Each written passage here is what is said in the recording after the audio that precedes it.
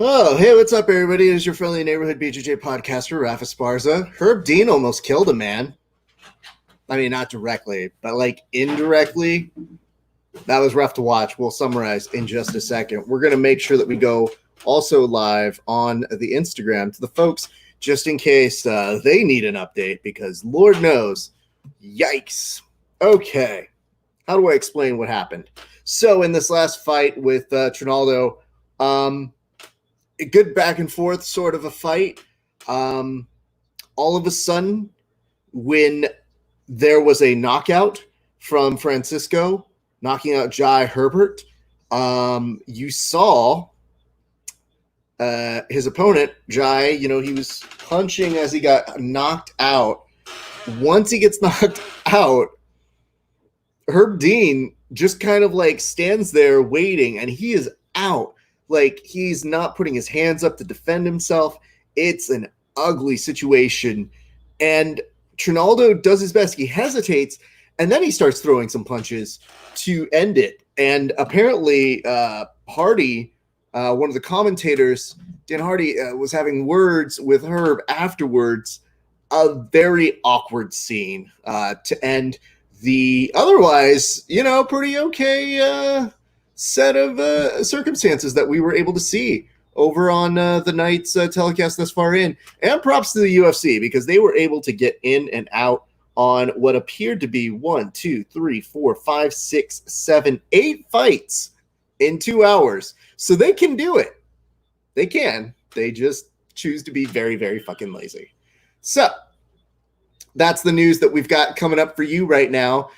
This is the season finale of Fight Island, everybody. That's right. Fight Island is sadly coming to an end. I know it was gone too soon before we even knew it, but here we are going to celebrate the end of Fight Island. My name is Rafa Esparza, and I'm happy to walk you guys through a couple things this evening.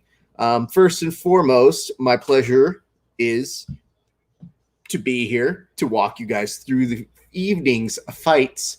It does appear, though, that we are going to have some, what's up, Pit Bile? I think it's Pit Bull that you're going for here, but good to have you join us. As we were just recapping right now, Herb Dean essentially watched a man die. Could have been highly problematic, but there we are. So we have some rules on this telecast. The rules are pretty simple. If a fighter gets a finish within regulation, we give them a little cheers, a little toast. And there have been plenty of fights. Like I said, they already did 8 of these.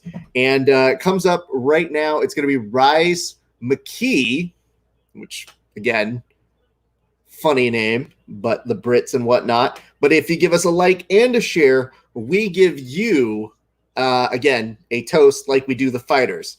So just giving everybody that heads up. What's up, Marcos? Thank you for joining us. I already see in our heart section, we got Megan giving us a heart and Morgan giving us a like as well. Remember, like and share give you the toasts. So we appreciate all of you watching right now. I will do my best to walk you through the action that's going on here tonight. And that's what I got going for you guys. This is so interesting. I'm not used to having long hair. So to see something like this makes me feel like I'm in like a band now. That's how crazy seeing this hair is. We're basically vamping, aka industry term for stalling, while they do the walkouts. But look at this man's sleeve, the elbow down. That's some tattoo work that is put on this man. Doesn't look like he's inked the other side, if we're being honest. But his chest, damn, dude. All right, and again, we do have another Fight Island participant who's coming on out to this one.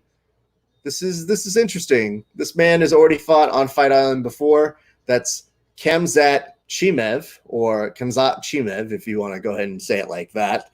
But either way, very stoked. Shout out to Calvin Harborough and Mondo Gutierrez on their subs wins last night in LFA. Dude, Kevin DeVries, I saw those. I would like to interview those people.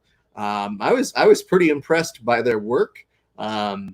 The whole week when they put on these fights, I definitely do my best to try and keep up with everybody. And yesterday, there were so many fights.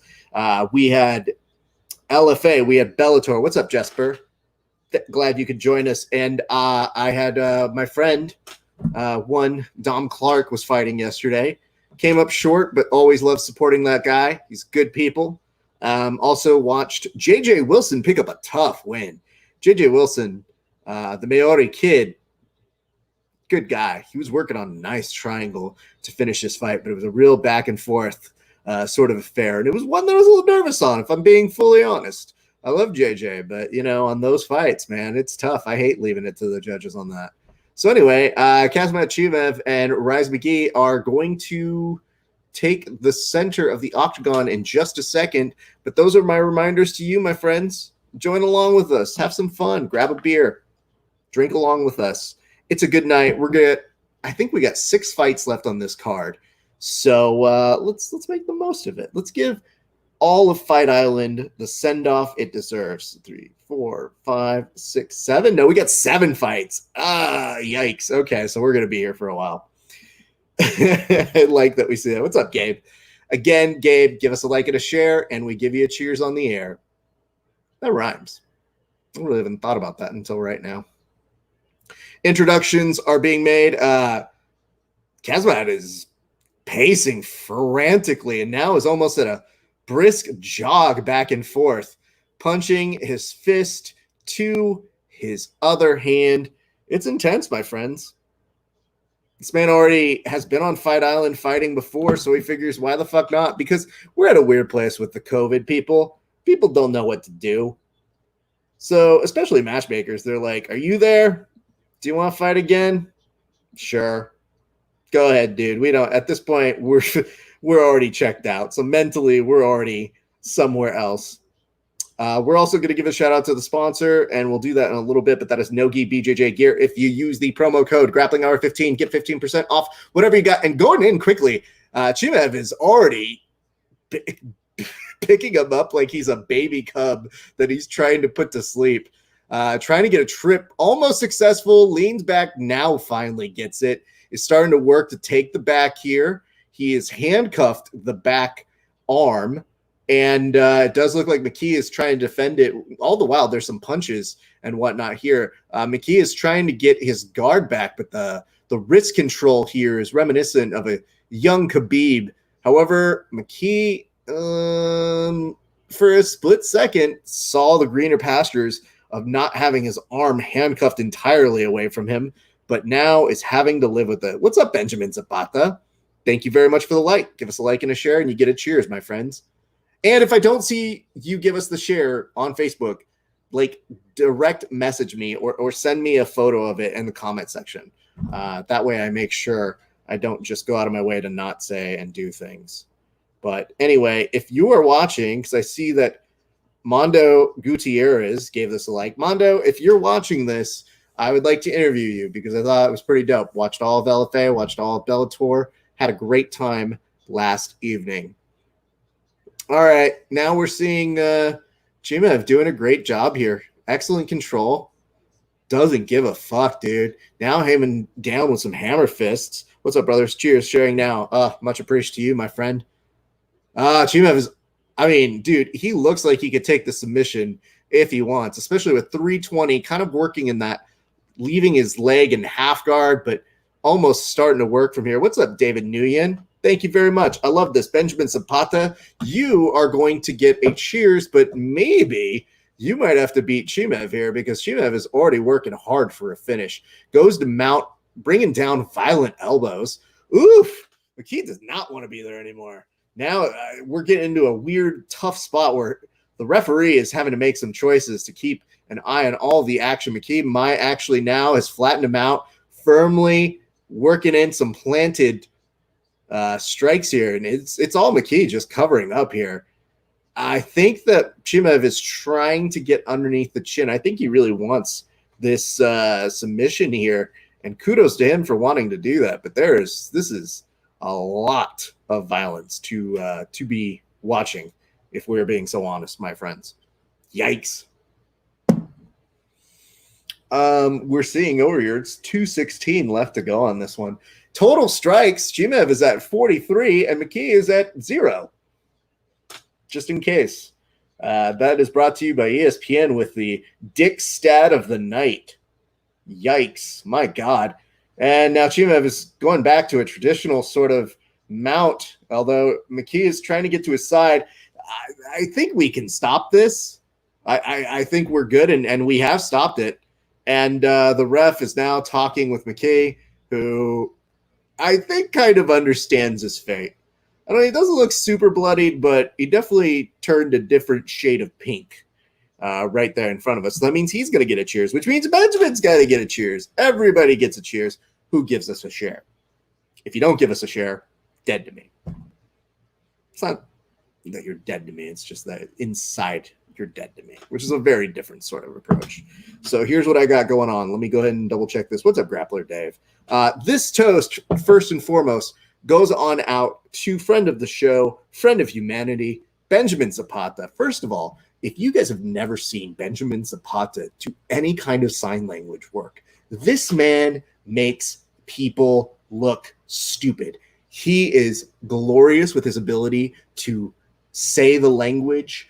He's amazing at communicating. And even better, this man, pretty damn awesome fighter and grappler. Cheers to you, Benjamin Zapata. You're going to be the first person to win a fight and then sign himself when he gets interviewed. I promise you that. Boom. Cheers. It does occur to me, though, you might have already done that. So midway, as I was about to take the drink, I was like, he might have already done this. I don't know if I'm really breaking any ground here. They're going to take a moment for a commercial break as they go do that. So while they take a commercial break, I will talk to you guys, our friends, our fans, our family. Make sure that we're keeping up on everything that's going on. Thank you to everybody watching on Instagram. Of course, we don't just telecast this here on Facebook. We do it on YouTube. We do it on Periscope. We do it on Twitch. So we make sure that everybody gets the opportunity and wants to watch. You're more than welcome to join us wherever you like it. I would tell you this. I was supposed to put this up. It does seem a little bit after the fact now. I was supposed to put up the banner that said Kazmat Chiva versus Rise McKee. But yeah, I mean, we'll do it until they do the official decision, and then we can go from there. What's up, Branif 23? What does the 23 stand for? Is that your favorite number? Is that a password that we use a lot? If I were to type in your name plus 23, would I have access to all of your glorious Netflix accounts? Who knows? That's what we got. Benjamin Zapata, much love to you, brother. Such a good guy. All right, what else do I got to tell you guys about? This evening is going to be very fun. Of course, it's going to be headlined by Bobby Knuckles, one Robert Whitaker, and Darren Till, who, despite his better efforts to be an idiot, endears himself to me like almost every time I see him. So that was one of the quickest turnaround. Actually, it is the quickest turnaround in UFC history. It is 10 days. So I don't know if that comes with an asterisk, because if you ask Chaz Kelly and Chris Lieben, I think they have some words about that distinguished honor. So that's a winner by TKO.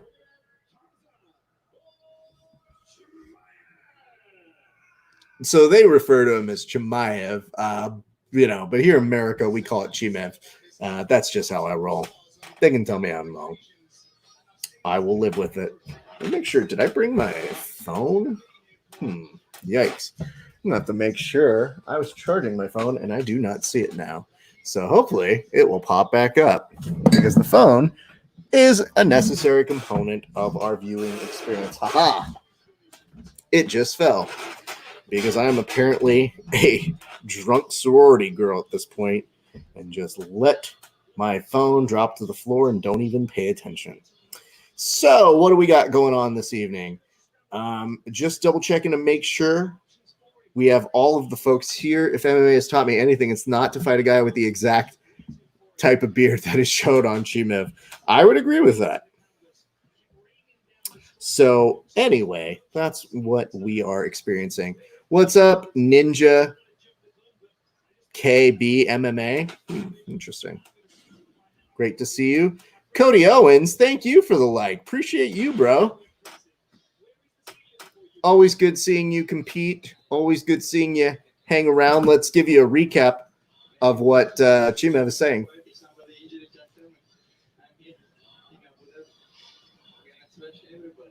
Oh, he's just saying he's going to smash everybody. I don't like Hardy's tie.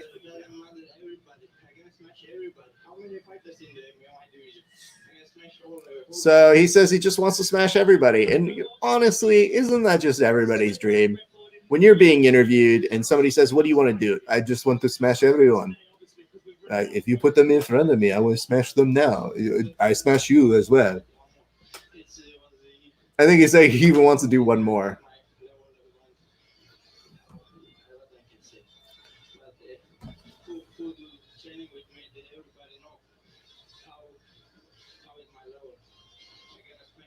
So, okay, we're still on the realm of smash. He is now 8-0.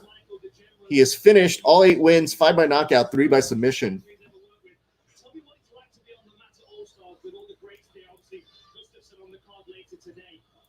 So they're asking about, who do you look up to? Who do you like training with?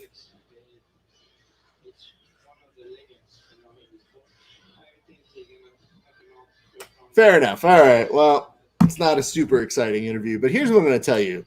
This one goes out to you, Kismet Chimev.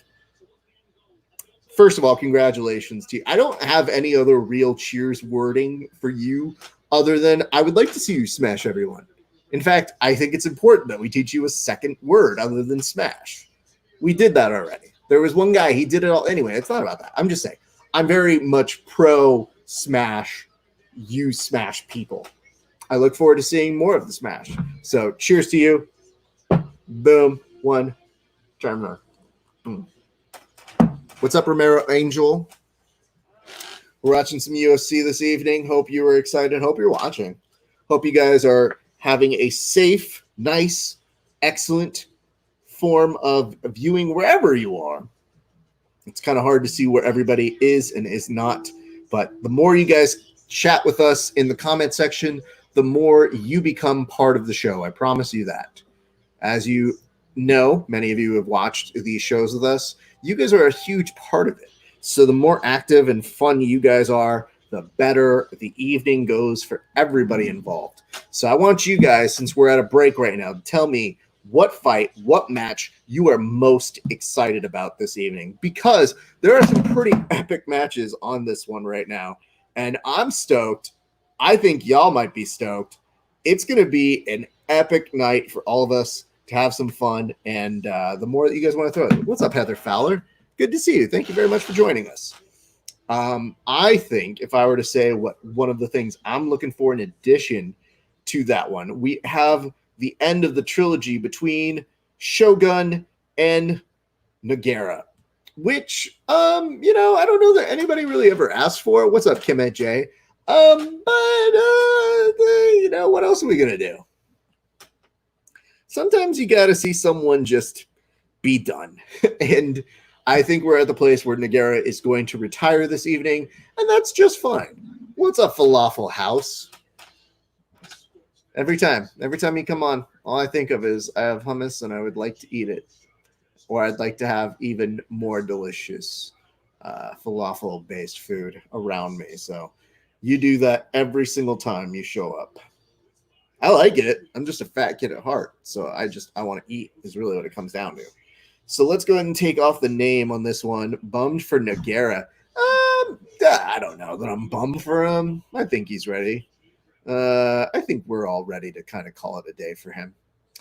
And, Shogun's got to be up there too. So those are two of the last guys that we're going to end up seeing from Pride. It's them, Anderson Silva. There's not a lot left from those days. So we definitely want to give those folks their due props. And let's give the UFC some props tonight. They were able to do 8 fights in 3 hours, which begs the question, why can't we do this like that before? Like, I get it. They were even interviewing some, not all of them.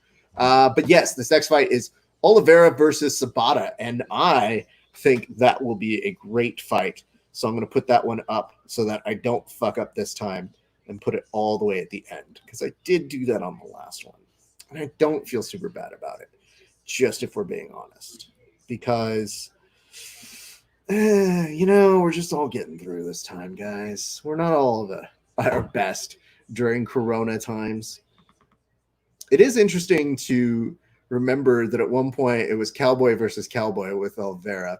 And all I could think about with that was just being like, don't you have to have like a ownership of a nickname?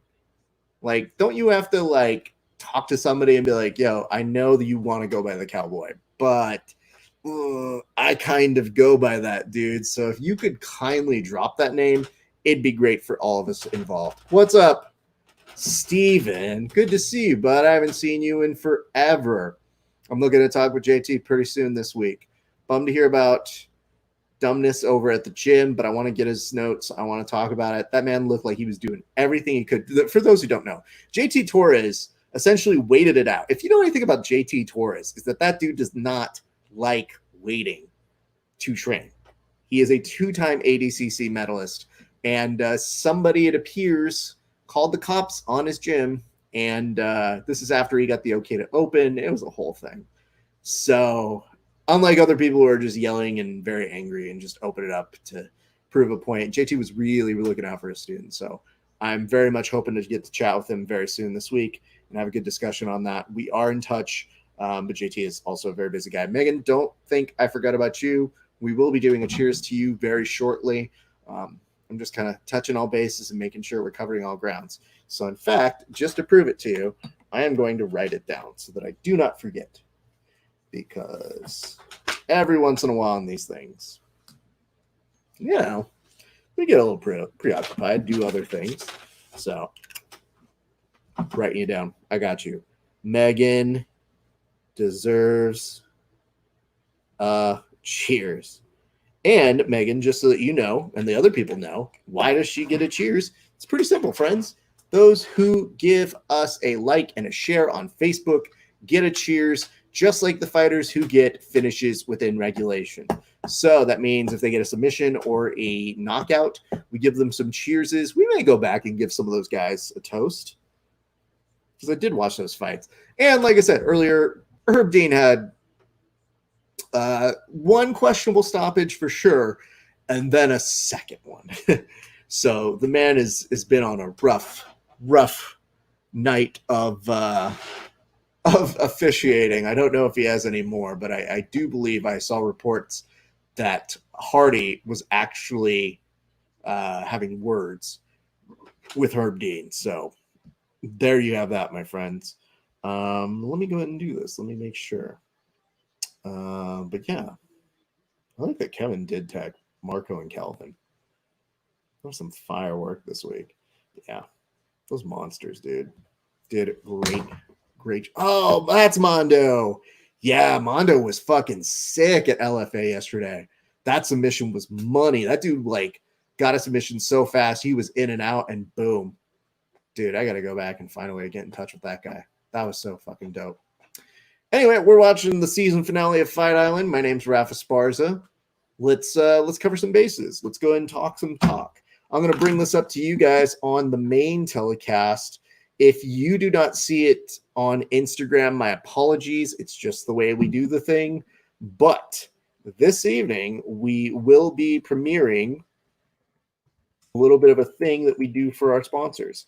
So I know you guys hear me talk about Nogi BJJ gear, but we're also going to change things up on the way that we do our little drop-ins for these guys. We're going to go and show you guys some of the shit that I think you could buy. You don't have to, but it does support yourself and the show. So all I'm saying is if y'all like buying fun gear, go support our friends who support you. And if we're being so honest, what's up, Crazy? Good to see you. What's up, Emerson?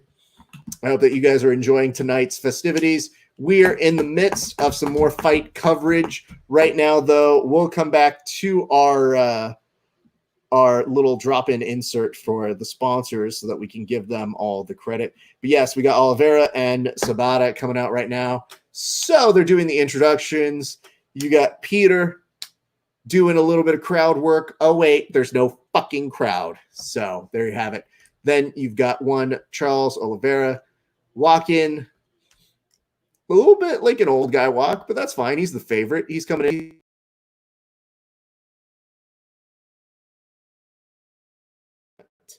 All right. On. It is switch. Odd camera. My. So if you guys are not hearing this properly, I'm doing my part to make sure that we fix the camera. Anyway, they are going to take center of the octagon in just a second. And when they do, we'll be recapping it for you. My thanks for all of you for joining in. Here we go. Time begins right now. Round one starting off. You're seeing Oliveira starting with a couple kicks to start to try and set the pace. It is going to be interesting to see how he works. He's already trying to go in for several kicks. And you're seeing also on this one, Sabata just trying to pepper it in, maybe backing up, seeing what the pace might be for the old man on this one. You're already hearing them talk about the boxing style. However, there isn't a ton of boxing that we've seen just yet in this fight. So if we're seeing a low kick by Pete, then you've got one, Oliveira dancing around, looking to see if he can gather any more inside intel for his pace or his boxing at this point. So that's where we're at. I also want to give a thank you again to our friend Megan. Appreciate you giving us a like on this one. Shout out to our friend Jeff who stopped by over on the Facebook. Much appreciation to you. Oliveira just trying to show he's got fast kicks. Doesn't really connect at all. But in response, Pete lands a firm kick. Oliveira goes back to the lower leg on this side.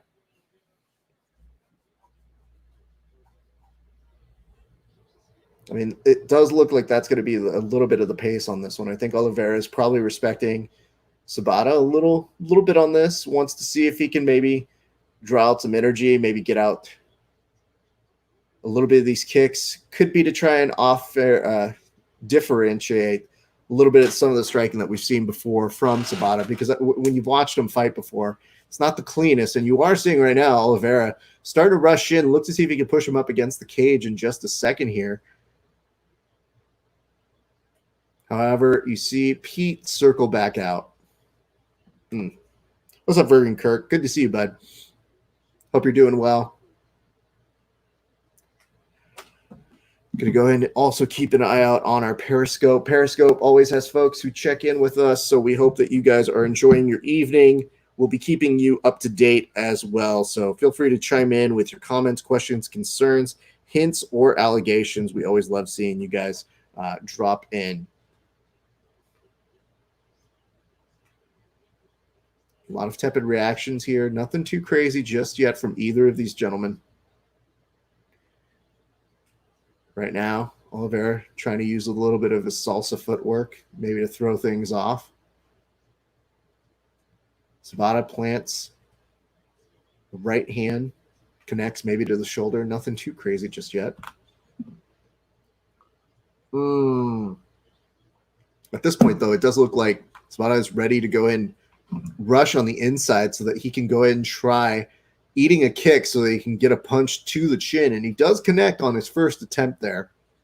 It shakes up Oliveira only slightly, but you are seeing him start to rush a little bit more. I can't tell if he's losing his patience or if he wants to make a better statement to end this very first round of action out of 3.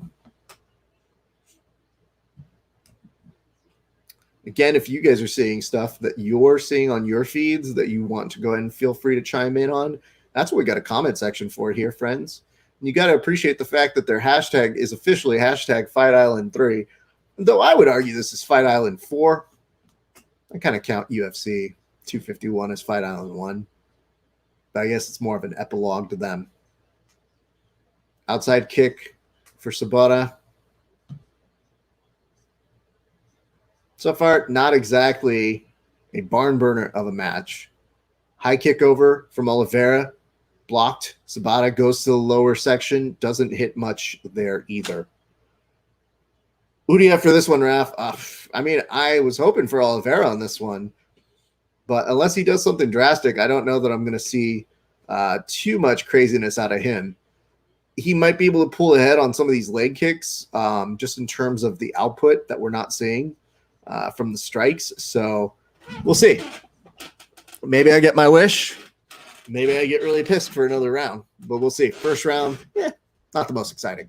Got 30 seconds left of this one. Let's see how it goes. Who do you got on this one, Megan?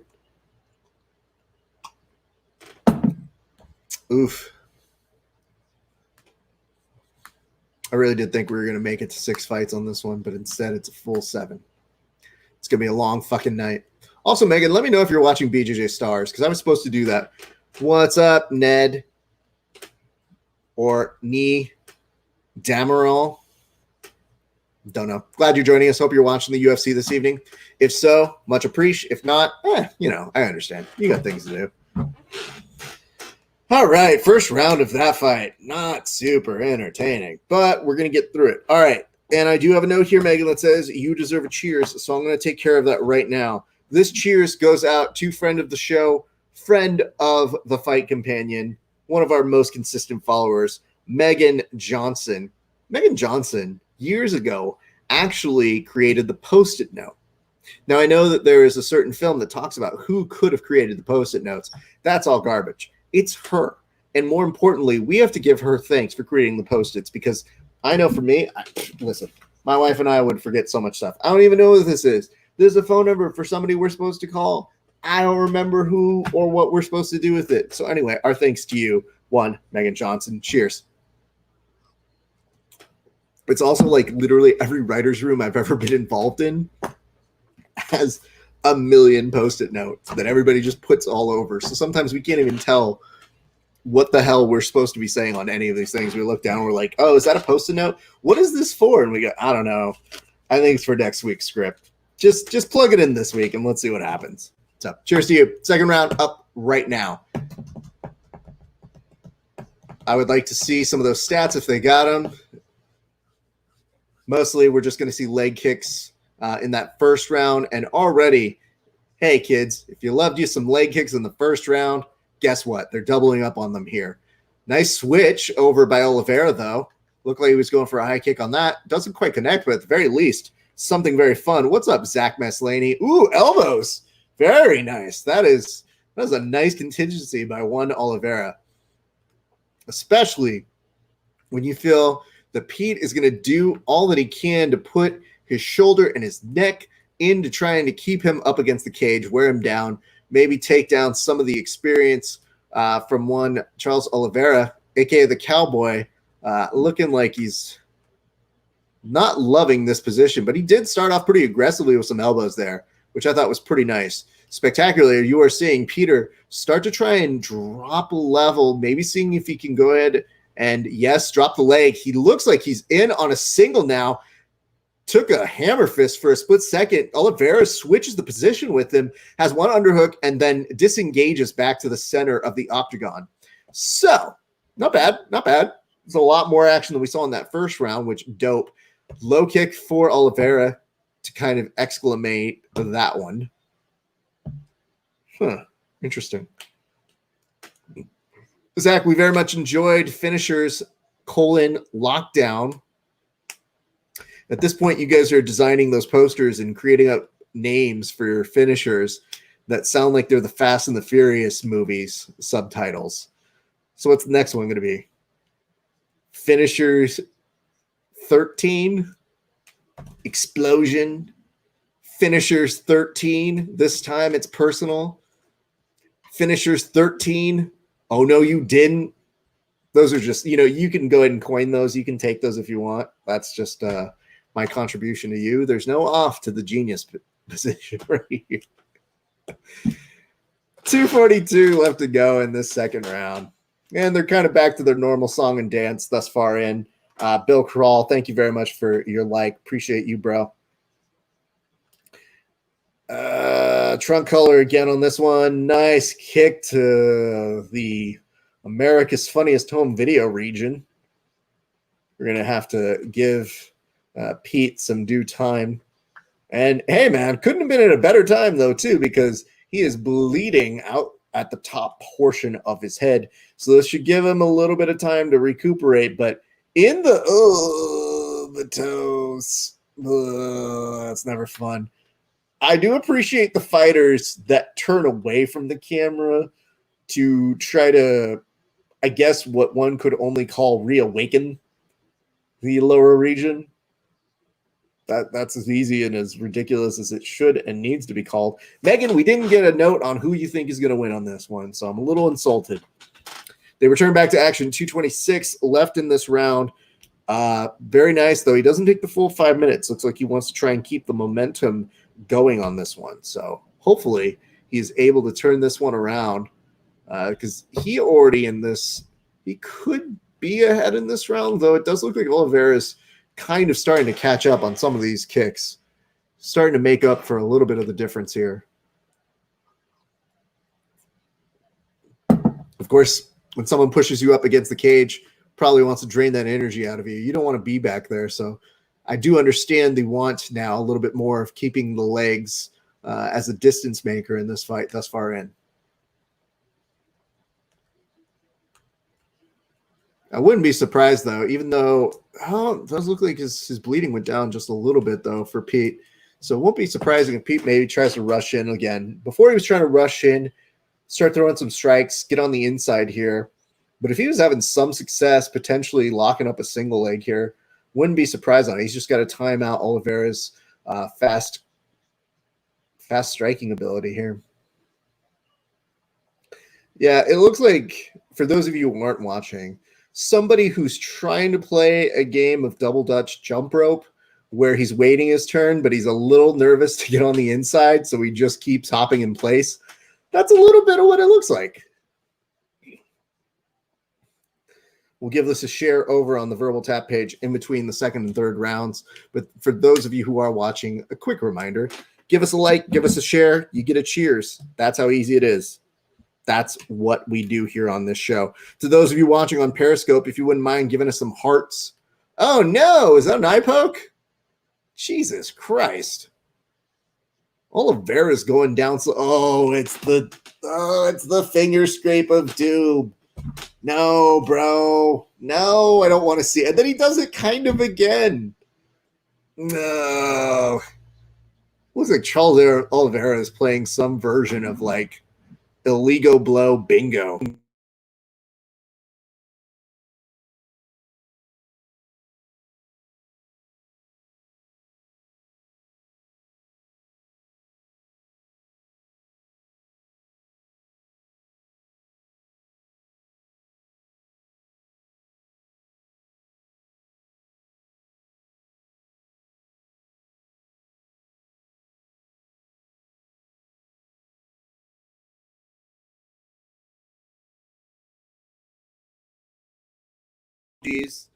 For whatever reason, the setup on the StreamYard is being a dick right now.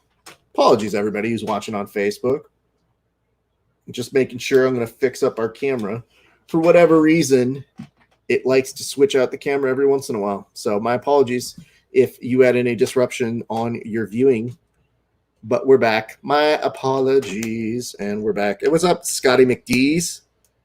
More like Scotty McDee's nuts. Boom. 25 seconds left to go. Switch of stance by Oliveira, though it doesn't really last all that long. As he tries to dance in front of him, Pete connects with a straight right. Now kicks back over to the leg. Oliveira doing his best to try and keep that switch of stance again. That's just it. At this point, it's more of a, oh, shit. Drops him.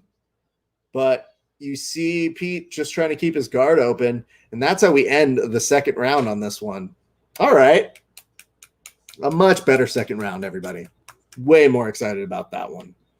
That one feels a little bit more deserving of our time. So that's what we got going on. I'm going to give this a share on our Facebook Verbal Tap page.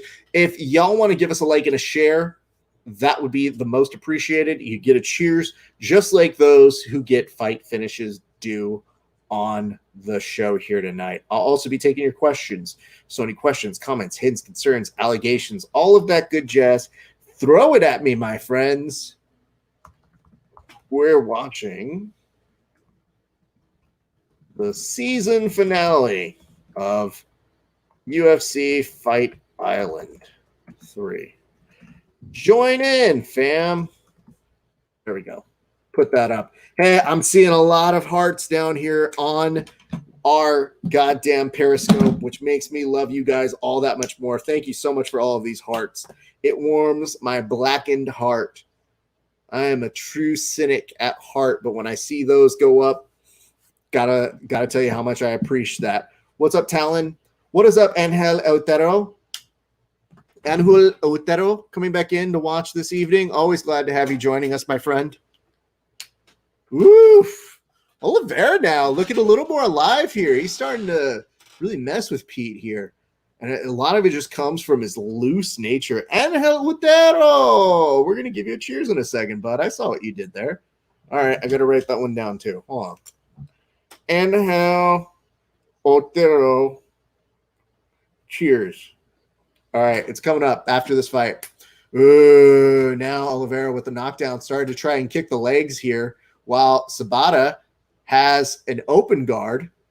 Looks like a really awkward way of interacting between the two of them. Switching of stances. Now he stomps on his foot. Dude, if you've already kicked this dude in the dick, the last thing anybody needs for here is for you to stomp his goddamn dick. So leave that man alone. Hope you're doing well. I'm doing very well, Angel. Loving life right now. We got 6 fights left on this card, including this one. But the main card is going to feature a hell of a match, or at least the main event is going to feature a hell of a match between Bobby Knuckles and Darren Till. Very excited for that one. It'll be interesting to see what Rob Whittaker looks like this evening, because it's been a while since we've seen him fight. So I'm very intrigued to see how the man acclimates, what he does, what he makes different in his game plan, how he addresses Till, who we've seen is knockoutable. So it'll be very interesting. 3:11 left to go on this fight. I mean, Oliveira is coming alive. So, Megan, it does look like my pick is showing a little bit more promise here. Oh, fuck, dude. Every time Oliveira kicks and he tries to extend the leg, it does look like he's going to kick him in the dick again. And we're really just not fans of that. If you could do us a solid here, Cowboy, and not kick him in the cowpokes, that would be very much appreciated. Another kick to the outside, 2:40 left. Nice switch, though. Sabata blocks it, returns with a cross of his own. Nothing there. Does seem to get Oliveira a little bit more needy after that, after it's been blocked. Of course, you've got Oliveira in the white, even though I would argue silverish trunks, and Sabata in the black trunks. That's what we got for you kids this evening. Oliveira's presence, like his stance, is very interesting. And I think that composure can be very intimidating to people when they are fighting him. I know that as I'm watching him fight, I'm just kind of seeing his very cool, calm, collected demeanor throw off a number of opponents in the past. So we'll see how this plays out this evening. But this is one that I'm glad is free, kids. This is the one that I'm glad that we all get to share and join in together and watching on ESPN Plus. Because if you're gonna finish Fight Island, finish strong, guys. That's really what we're looking for here. 1:30 left on this one. Feint by Oliveira. It does get a reaction out of Sabata, so it does look like he kind of understands just keeping loose for the rest of this. He could very easily coast to something. The knockdown in the second might be enough. He switches the stance again, back and forth. It's very interesting. I do like that. I do see some of the tweets coming in, so I appreciate you guys. What's up? What's up, Marco? Thank you very much for watching. Appreciate you coming in and joining us. Feel free to hit us up in the comment section, you guys. Anything you would like me to respond to, I will be happy to address as long as I see it. Sometimes I don't, but most times I do. Last 40 seconds of this fight. We're getting there. This is going to be an interesting CompuStrike series of stats. We'll see a lot of fucking leg kicks on this. Sabata just kind of put his hand out and connected with Oliveira's chin. They did so show some statistics. I'm a little sad I didn't see the actual version of it. Switch over by that. Last 10 seconds. Nice little exclamation mark by Oliveira, who now looks like he's doing a new TikTok dance. All right, there we go. 3 rounds with these guys. I think Oliveira might have done enough. And hell, this one goes out to you, bud. Angel Montero, most people don't know this, actually once wore a wrestling singlet in front of Kurt Angle that made Kurt Angle jealous. Kurt Angle walked up to him and said, "Hey, bro, you've got more America in your singlet than I do." And Angel turned to him and said, "That's just because I'm more of a real American than you." That conversation made Kurt Angle go out and win the gold medal. Most people don't know that. Cheers to you, Angel. What's up, Chance? Is that you playing a guitar in your new little profile logo there, my friend? What do you think of Buchecha doing MMA? Boo. He might be really good at it. I wish him all the best. I get really mad when we lose grapplers to MMA, but whatever. Could be a flex on Gordon, though. Could be the fact that Buchecha's already done pretty much all there is to do here in jiu-jitsu. He's done the ADCC. He's done all, a million world titles that he's won. It could be interesting. He will definitely get a good deal because he's got Ollie as his manager, as his representation on this. But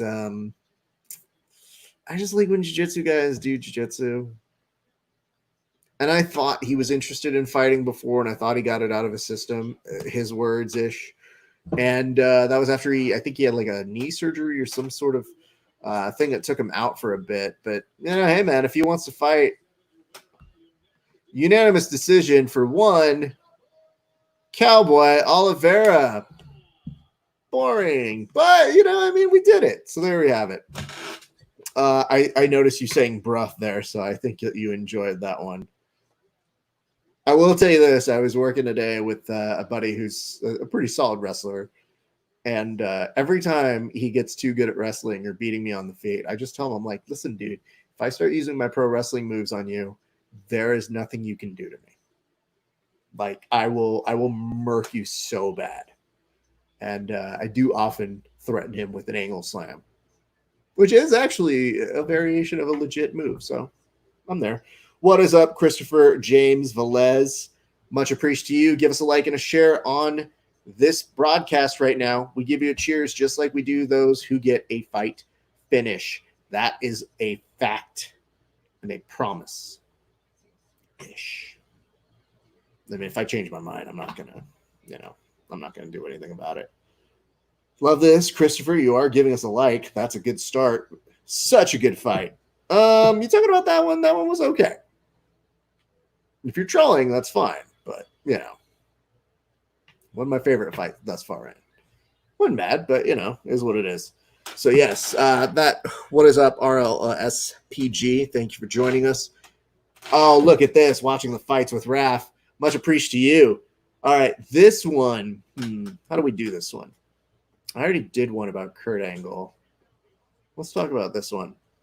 Christopher James Velez is actually one of the only people to come close to winning the WWE BJJ title without ever having a match. Now, I want you to think about that. That's how intimidating of a presence he is. He almost won the title, not from me, but like from a lesser. Just by looking at somebody that stared them into almost giving them the title. So cheers to you, our good friend Chris, longtime friend. But Christopher James Velez, cheers to you, sir.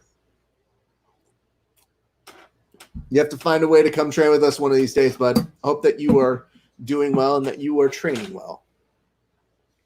I always want to tell people, be well, John Spartan. Just because it just makes me want to see if people know and love Demolition Man. A decade in ANZ. UFC celebrates 10 years, and why are we celebrating? Like, that doesn't matter. I don't need that. Much love, man. No, much love to you, bud. Appreciate you.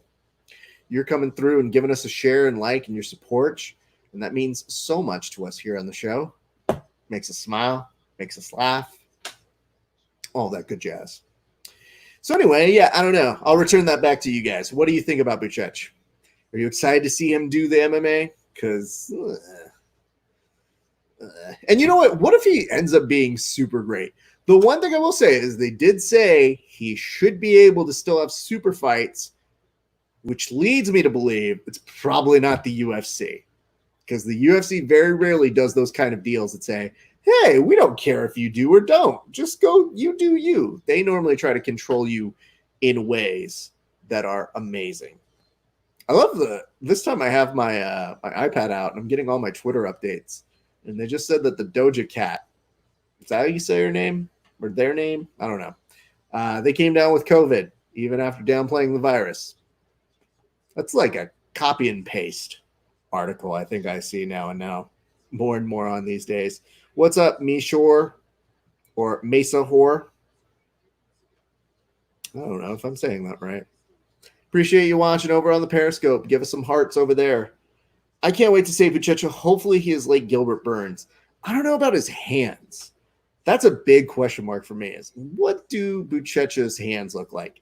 Because he definitely looks strong, but strong doesn't always mean strong hands. So in that respect, I think there's a little bit of a question mark. So I'm intrigued to see what happens, man. And Buchecha's a super nice dude, so I wish him well.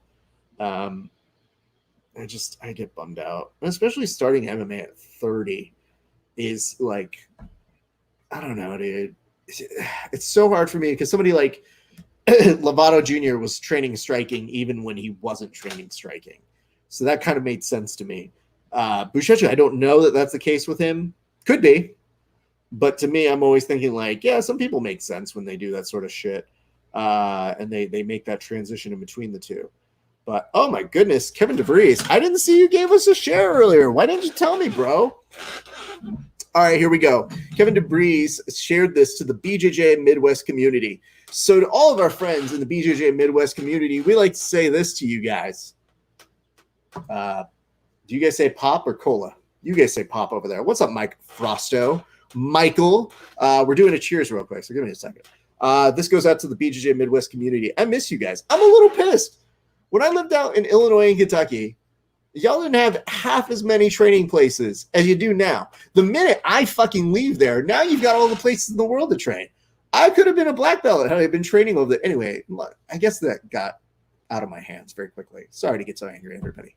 I'm just saying, Midwest BJJ community, I would love to go out there, revisit you, see a lot of our friends who have different shows, things going on. We'd love to chat with you guys, and I would love to train with you once this whole dumb COVID thing is over. So cheers to our friends over at the Midwest BJJ community, and cheers to you, Kevin. Your soaps are still the best, my friend. And I always love the fact that you sent those out to us. You're just a friend of the show, and we love you, bud. Cheers. Bam. Anyway, where was I? Michael Frosto, are you here? I mean, not here, as in like metaphysically, like in LA.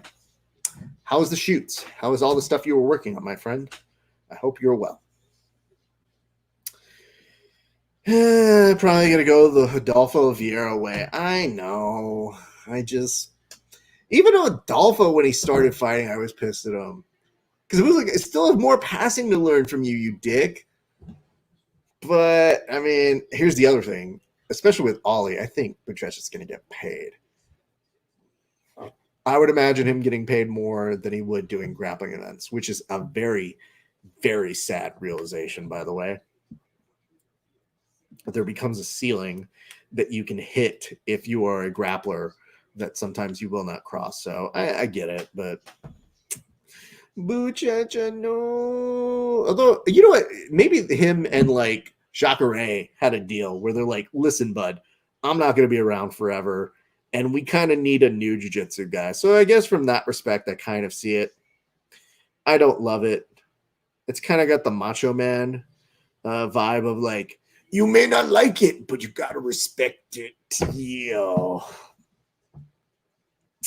So I guess that's what I got to get over. What other questions y'all got for me? Hit me.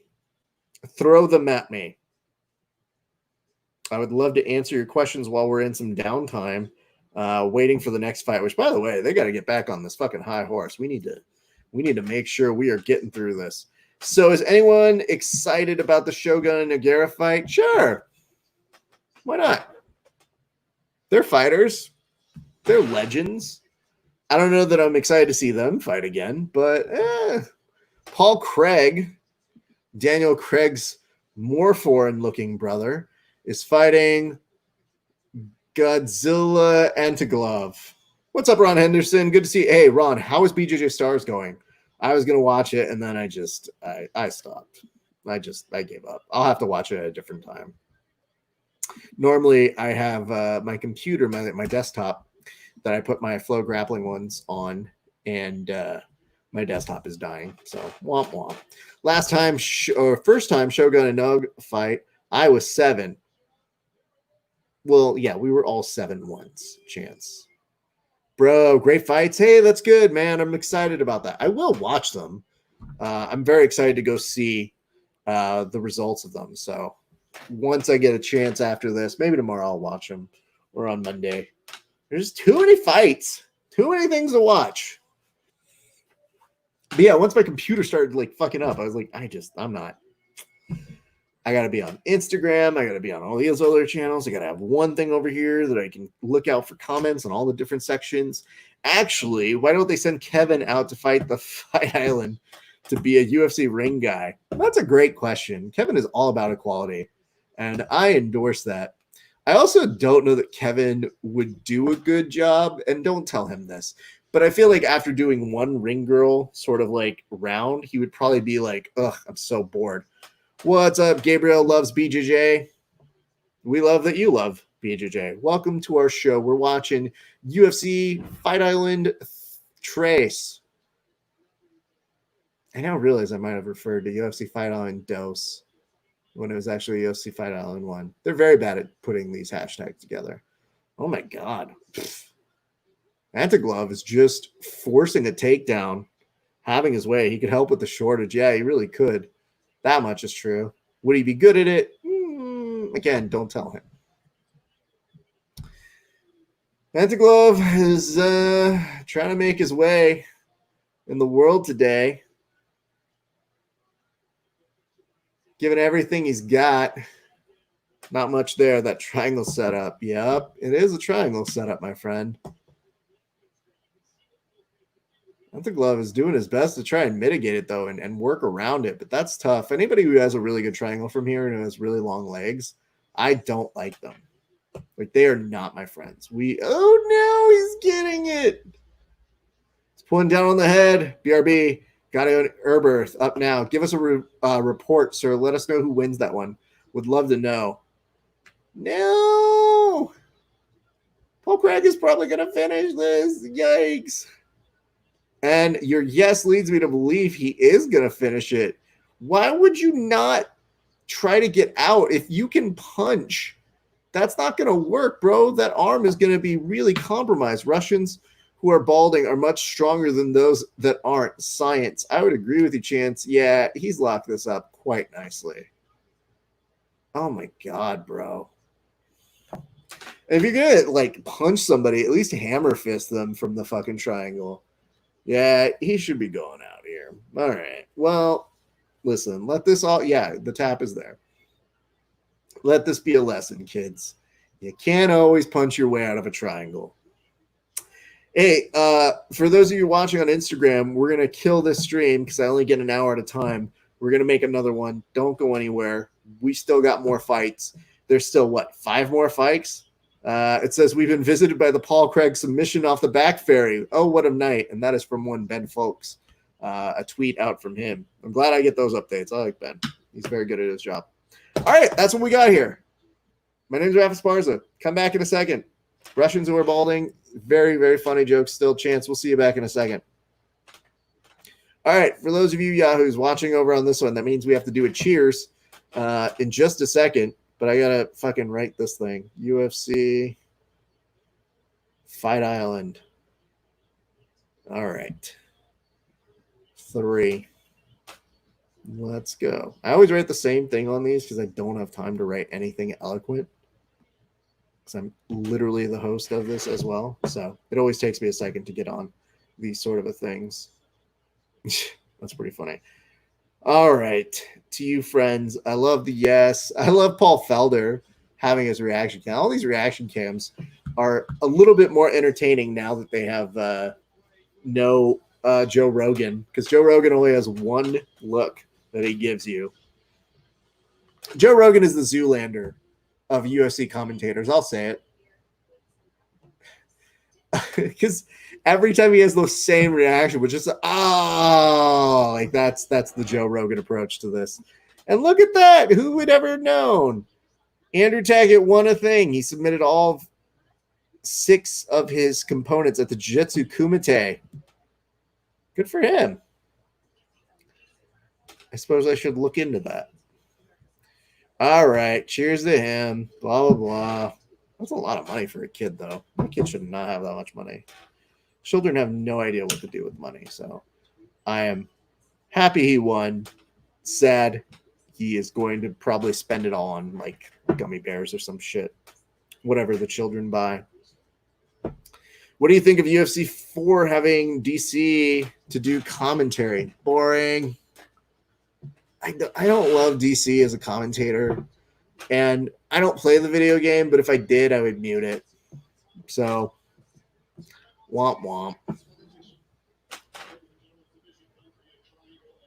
And it's weird because I don't dislike DC as a person. I just don't care. I think that's a fair assessment. Oh, we got some fucking Rob Zombie playing over there. Carla Esparza coming up next. So we have 4 fights left. Hey, we're breezing through this one. This is going quite nicely, everybody. For a night that has, Jesus, 8 fights on the main card, 7 fights on the undercard. We are doing quite nicely. Or reverse that, 7 on the main, 8 on the prelims. I mean, do you guys like having DC on commentary? Would you want him in a video game? I would feel a little cheated if I was that guy. All right, here's what I'm going to do. We're going to go back live. Do I get to create a title on this one? I guess not. All right. Questions. They pop up there. Boom. Gotta go for Carla. Yes, you do. Hey, what's up, everybody? We're back on Instagram. Very much appreciate you guys tuning in with us. I'll give you a quick recap of what Paul Craig is saying in his post-interview speech. What's up, Thor? Good to see you, bro. So he's basically saying once he got taken down, he kept sinking himself in deeper in the triangle. Yeah. I mean, the other thing is when you have long legs, I feel like that's really like 75% of the triangle, if we're being honest. So they're talking about legs crossed to control the body. So they're talking about that before they even get the clip up to correspond with it, but sure. What's up, MPSIN? Not? I don't know, bro. I don't know how to pronounce your name. Huh. Interesting. What's up, chap in Hall BJJ?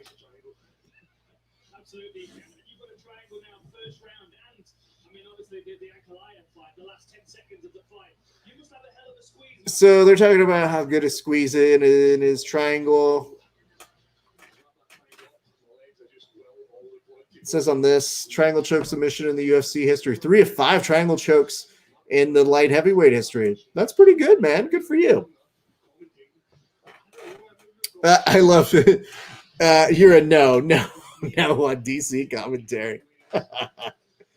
Yeah, I don't know, man. It's just like, you know what it is? DC does commentary, at least in my perspective. Like, you know when you have to wind up the car, or like, well, not the car, but the fucking lawnmower, you have to like wind it up or something like that. That's what it feels like to me for DC doing commentary, because it's like, no, well, you know, and then, oh, he's working now. Good for him. I like DC better when he gets the little telestrator after the fact. Plus, something about always trying to be that chummy on commentary of like trying to goat people into saying that you did a good joke always makes you too needy to me, and I hate it. So not my favorite. What's up, Kyle? Good to see you, bro. If you're watching over on Periscope, feel free to give us some love there. What's up, Fighters Rep? Good to see you guys. I see you guys busy all the time. Very much appreciate that. given a lot of great interviews to a lot of different fighters. If you guys don't have the time, make the time to go check out some of their interviews. They're pretty good. He doesn't say too much on his own. He is a good side commentator. Yeah, I don't know how to really put it there. I like him better at a desk. I think DC is one of those guys you keep at a desk and you let him shine there. I think hearing him on commentary is just, it just doesn't do it for me. And I think it takes a particular person to do it. But I also feel like he's getting in his reps. I feel like all the guys that you see right now are just getting in their reps. So like you might not like him now, but you might grow to just be like, whatever. And I think that's what they're doing with Bisping, because I don't like Bisping's commentary either. But I think we're getting to a point where they're just like, just shut up and accept it. Bisping's not going anywhere. Dana likes him. They're going to keep him around forever, or as long as they can, because he basically fought his whole career with the UFC. So I do appreciate them being good to their guys. Felder's okay. I like Dominic Cruz, though I think Dominic has to suffer from the I'm the smartest guy in the class syndrome, which, you know, sometimes it's really interesting and fun, and other times it's like, Dom, bro, we know you're good. Just a little bit there. And sometimes they can't help themselves. It's like, if that's what you're good at and that's what you do, that's fine. But I don't think there's like a star set or trilogy that like really speak to me when I'm watching these things, which honestly is part of the reason why we started doing these fight companions, is because I was like, you know what? I'm not really even listening to the commentary all that much half the time when I'm doing the coverage. So I don't mind. I don't mind missing out on that. The only thing I only miss out on is listening to the post interviews. And so that's why we try to keep it on very low in the background. Because there are some versions of YouTube that will take down your telecast if they hear it in the background. So just as a note. It does sound like somebody next door is like literally on a jump rope. It's the dumbest thing in the world. All right. We have very dumb neighbors, like incredibly dumb. The dumbest. Yeah. So that's going to be fun to hear. Well, that's fine. I guess that just means I need to turn up and talk louder. Anyway, talk to me, you guys. Let me know what you're thinking. Who are you most excited for? I'm going to ask you some questions. Chime in the comment section, and we'll go from there. I mean, Christopher has already talked about it in his comment, but who do you guys got? Do you got Carla on this one, or do you got Marina Rodriguez? Would love to hear it. Also, a good reminder, if you guys give us a cheers and a like, I'm sorry, dyslexic. If you give us a like and a share on Facebook, we will give you a toast. So all fighters who get a finish within regulation get a toast from us here. And that is just water, but this is beer. So we toast with, of course, the alcohol. What's up, Johnny Combs? Hope you're having a good day, bud. Good catching up with us the other day. What is up? Is that Helio? Don't know if I'm going to say that one right, so I'm just not going to say it. But very nice to have you join us. Too many cheers? No, it's just at a certain point. You just literally start saying the same copy over and over again. So you try to come up with new ways to do it, and then sometimes the wires get crossed, and you go, "Uh-oh." As it is, I have not drank nearly as enough as I'm supposed to be. So, as it is. Because this is really like on these events that we do them now, they're really the only times that I'm sitting back and drinking. During COVID, I've just tried to reduce the amount that I am drinking because I don't get to train all the time. And normally training was the magic way I would work off half of this shit.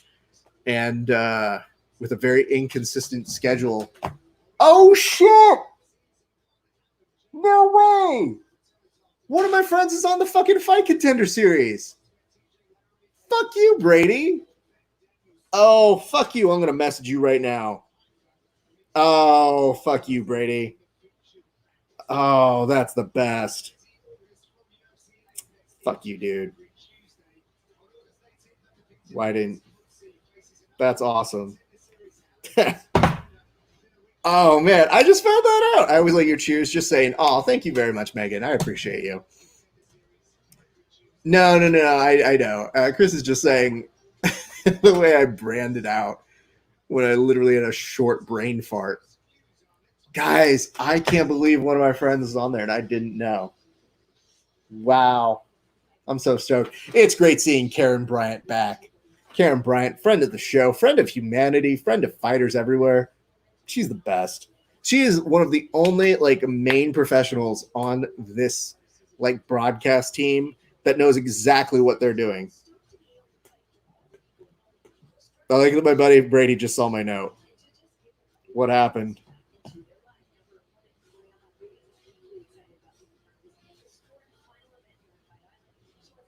Contender series? So my buddy is playing it dumb, or it's a different Brady, at which point I'm going to be very mad, but it's in his division, so he's just playing dumb with me. I think he's just mad that I started off my, hey, I'm happy for you by saying, fuck you. That's really how I talk to my friends. So just a little bit of insight on how I do with some of my best friends. Anyway, all right. You guys didn't answer me. Who do you got? Carla? I see that over from Chris. Do you think Carla takes this? Instagram? What do you think happens? Everybody, let me know. Karen Bryant, light skin double OG. She's the best, man. And like her presence whenever she's behind a desk, she's good. The UFC didn't put her on for whatever reason for far too long. So very stoked to see her do her thing and to be back, because they were not putting her on events. And I have no idea what any of that part was about, but I'm glad that they fixed that. Coming back over on this side, double checking to make sure we've got comments all over the place. I'm doing my best to hang with everybody and make sure that we address or at least respond to everybody on the show. So anyway, that's what I got for you kids. Hit me. Who's winning? Forrester Kevin, who you got? Angel Entero, you've got Carla. I knew it. You can't have a name like Angel and not go for Carla.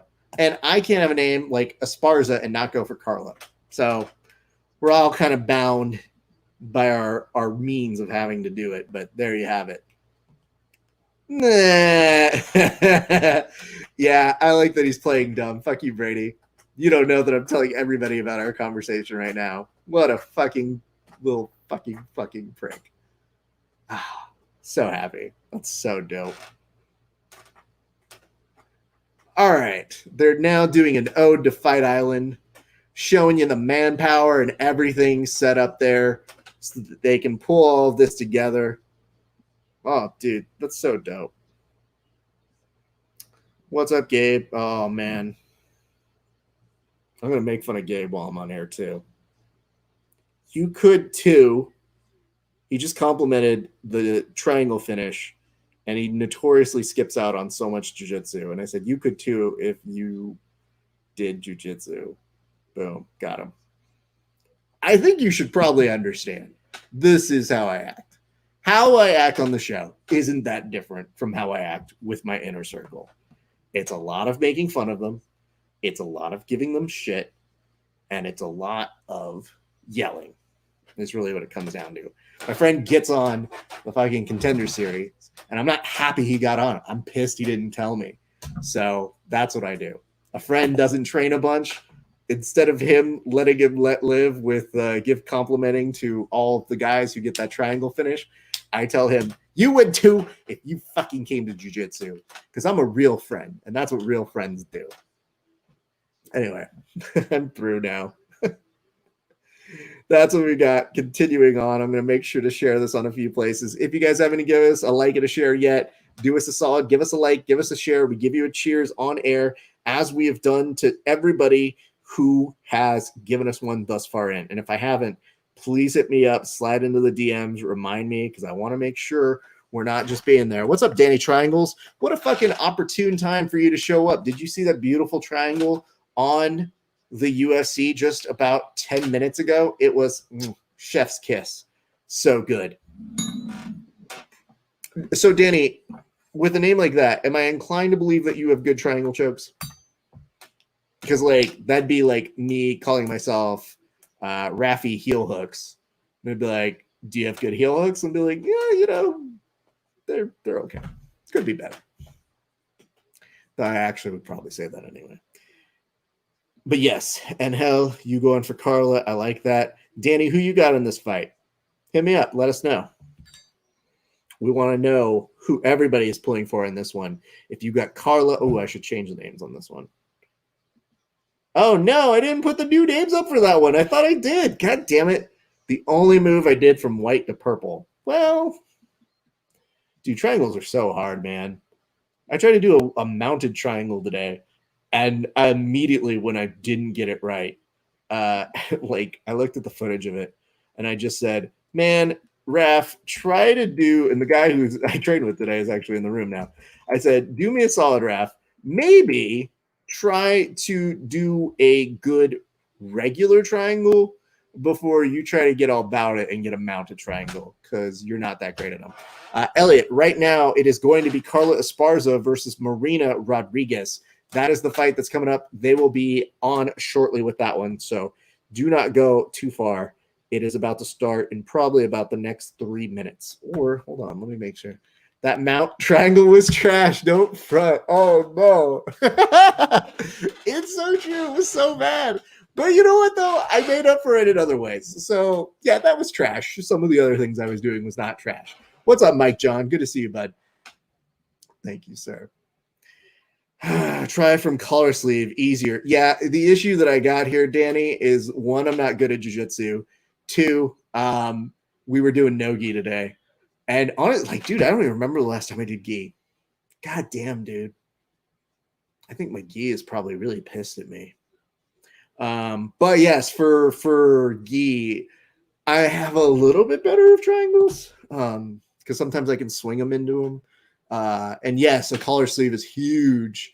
Because especially when people get slippery and fucking no-gi and you can't get that good traction, you can't like contain them. So that always pisses me off. But yeah, I mean, I'm happy for you. That's nice that you can do that. So, you know, be happy in your ability to do it, my friend. Just know that I'm immensely jealous. Danny, triangles. Boo. I'm not speaking about you. I'm just speaking at you. You know what I mean? There's a difference.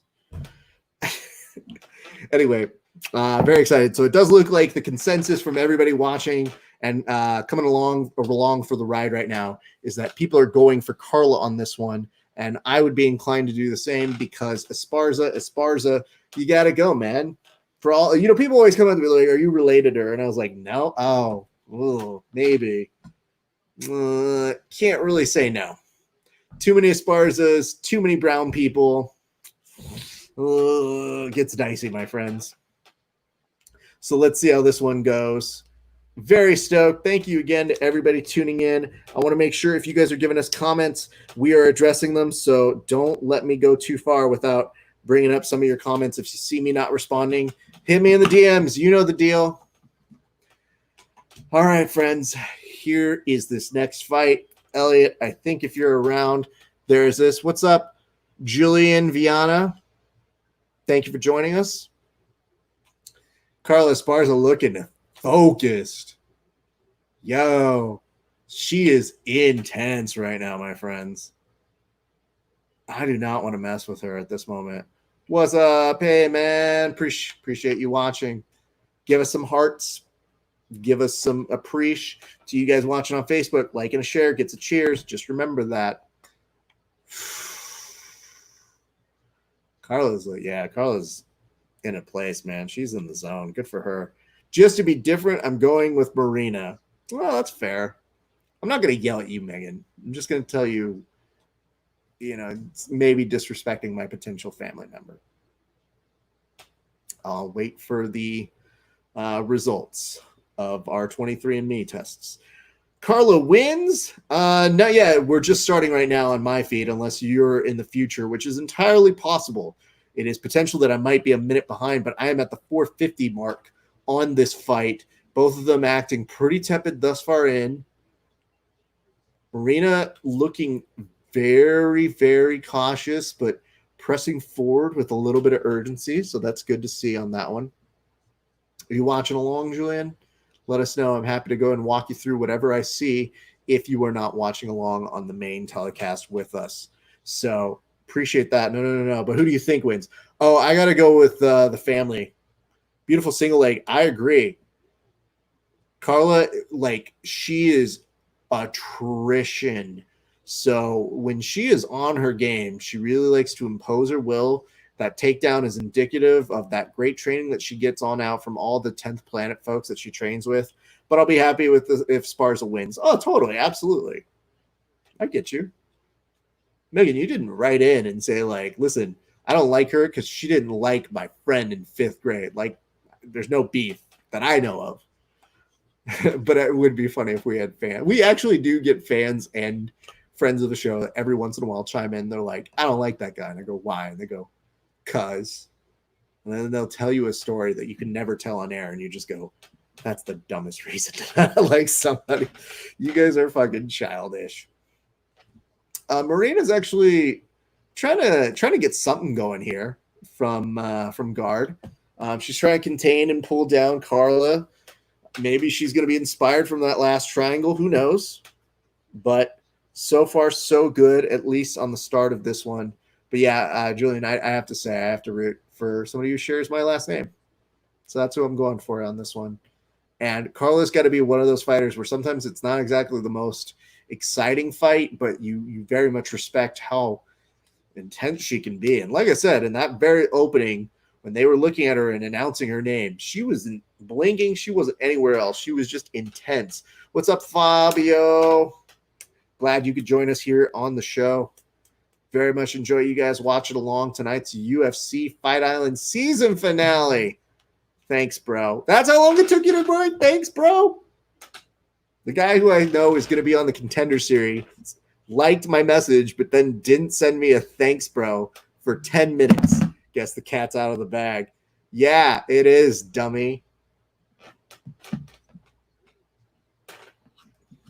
Yeah, dummy. I'm going to yell at him. The saddest part of this scenario is that I can't beat him up in training now. Like, I have to make sure he's going to be okay. So I'll have to leave him alone. But, man, if he wins that UFC Dana White Fighters Contender Series, I'm definitely going to be beating the shit out of him every single time I get the opportunity to. She's a pretty good defensive guard, huh? Yeah, absolutely. And, Julian, I think that you bring up a good point here is that she has a good defensive guard in that a lot of people would be absorbing a lot more damage here, but she's been good at neutralizing and posture killing. So those are two things that I always look for with somebody with an active guard. And she is bloodied, so I get it, but that's just credit to Carla as well. And, ooh, that nice little short elbow there. That nasty. That's so good. And she is trying. She is looking to try and keep something there. No, you're not, Carla Esparza. You are not falling back for a leg lock. God damn it. Is the blood hers? I don't know. That's a good question. They've been so scrappy in there, and the angles are from behind so often on them. It's hard to tell. But God damn it. Why would you go for a leg lock? Ugh. Like, listen, I go for leg locks all the time, but I'm also not fighting anybody in a cage. I just got a note over here. It says, Carla is cut by Chance Snyder. Yeah. Oh, what's up, Ronnie? Ronnie, you know what I don't like about you, bro? I don't like the fact that in your profile picture, you look like what everybody wants to look like during COVID. Ooh, nice shots by Marina, though, on that. But I want to Photoshop you to look like you're supposed to look like during COVID. Hope you're doing good, bro. Leg locks don't work. Yeah, I see you, dummies. Don't bring that mess in here. Vinny's not around. Oh, wow. Marina just dumps Carla to end the round. What's up, Arturo? Thank you for joining the show. Much appreciated to you. Already damaging. So yes, that does look like there is a cut on Carla. They're looking to address that, so that is good. I love leg locks, but only sport jiu-jitsu. See, Julian, you do a little something different. I like leg locks because I'm just rolling with my buddies. When I roll with my buddies, like, I feel like it's the best opportunity to really mess with new things, try out new stuff.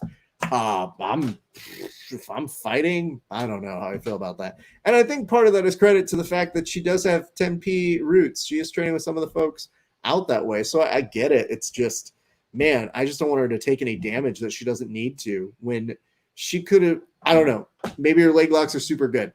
That's something. Oh, how dare you? The friend I told you about that said you could too if you did jiu-jitsu. And he responds and says, I'm going to say that next time someone wins by KO and you congratulate them, you could do that too if you kickboxed. Name the time and place. Fam. That's a really good response. See, they give it back to me, but they're not as good. Well, if her leg locks were so awesome, she would have submitted. Julian, I'm with you on that, but I didn't love the entry. So I would just tell you that. Let's go, son.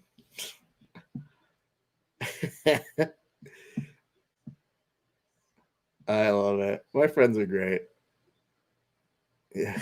I'm going to give shit to them later. But yeah, the reason I didn't love the entry on that was just the fall back from passing, which guilty, I know. But it's that it doesn't allow any kind of security. There's no wrapping the leg around, maybe reaping, going over, which prevents your opponent from getting up. Falling back like that allows your opponent to stand back up, and that concerns me in a fight because, listen, now the momentum has started to shift over to Marina, and that, to me, is nerve-wracking. Well, maybe leg locks are the next big thing on MMA. Hermanson. Hey, man, that was a money fucking heel hook. And you know what's funny about that heel hook we were talking about on the last week show version of this is I said I love doing that entry too. And a lot of the guys who I work with who are fighters, you know, I don't tend to finish from there. I just kind of set it up and I go, hey, there is a chance they can start a calf slicer. There is a chance they can finish this heel hook here. There's a few options that I just want you to be aware of so that you clear your knee. And that was the issue when you saw Kelvin stop his momentum from getting out and then go back into it. That was heartbreaking. So that one made me a little sad. So Julian, I like the way you think, kid. Now I know you're going to go for a hook on me if we ever train. So downloading that information here. To which I say, not if I screw my heel hook up first, fam. Take that. Now there we go. Carla going old school, going for the takedown. She secures it. Now if she can go ahead and secure this pass, I like the way that she wrapped around both the legs. She has to be very cautious of Marina's guard here again because Marina was already starting to set up that triangle. I really do appreciate Marina's back defense here. Like when she works off her back, that's pretty solid. That's a great thing to see. Good for her. I'm also going to do this right now. I'm going to send this over to Gabe. Gabe, I want you to know that I actually addressed this on air. So, yes, while I'm on air right now, I made sure to make fun of you to the people who are watching. So, that's all. I can't wait to beat you up, though. Come do jiu-jitsu. Boom. All right, now we're back on over to guard. Want to say, what's up? Nick makes drinks. What kind of drinks you making tonight, Nick? It's important that I know this as somebody who likes to do that. Man, I wish I could shoot with such conviction. It says Christopher James Velez. Me too, bud. My shots are shit. So watching somebody do that, but that's where you got to dig deep, man. Like, it's one of the toughest things to see.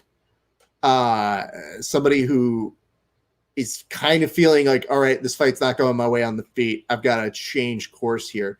And it's tough because even though Marina's on her back, I don't know exactly where she stands. Ground strikes has been Esparza 66, though.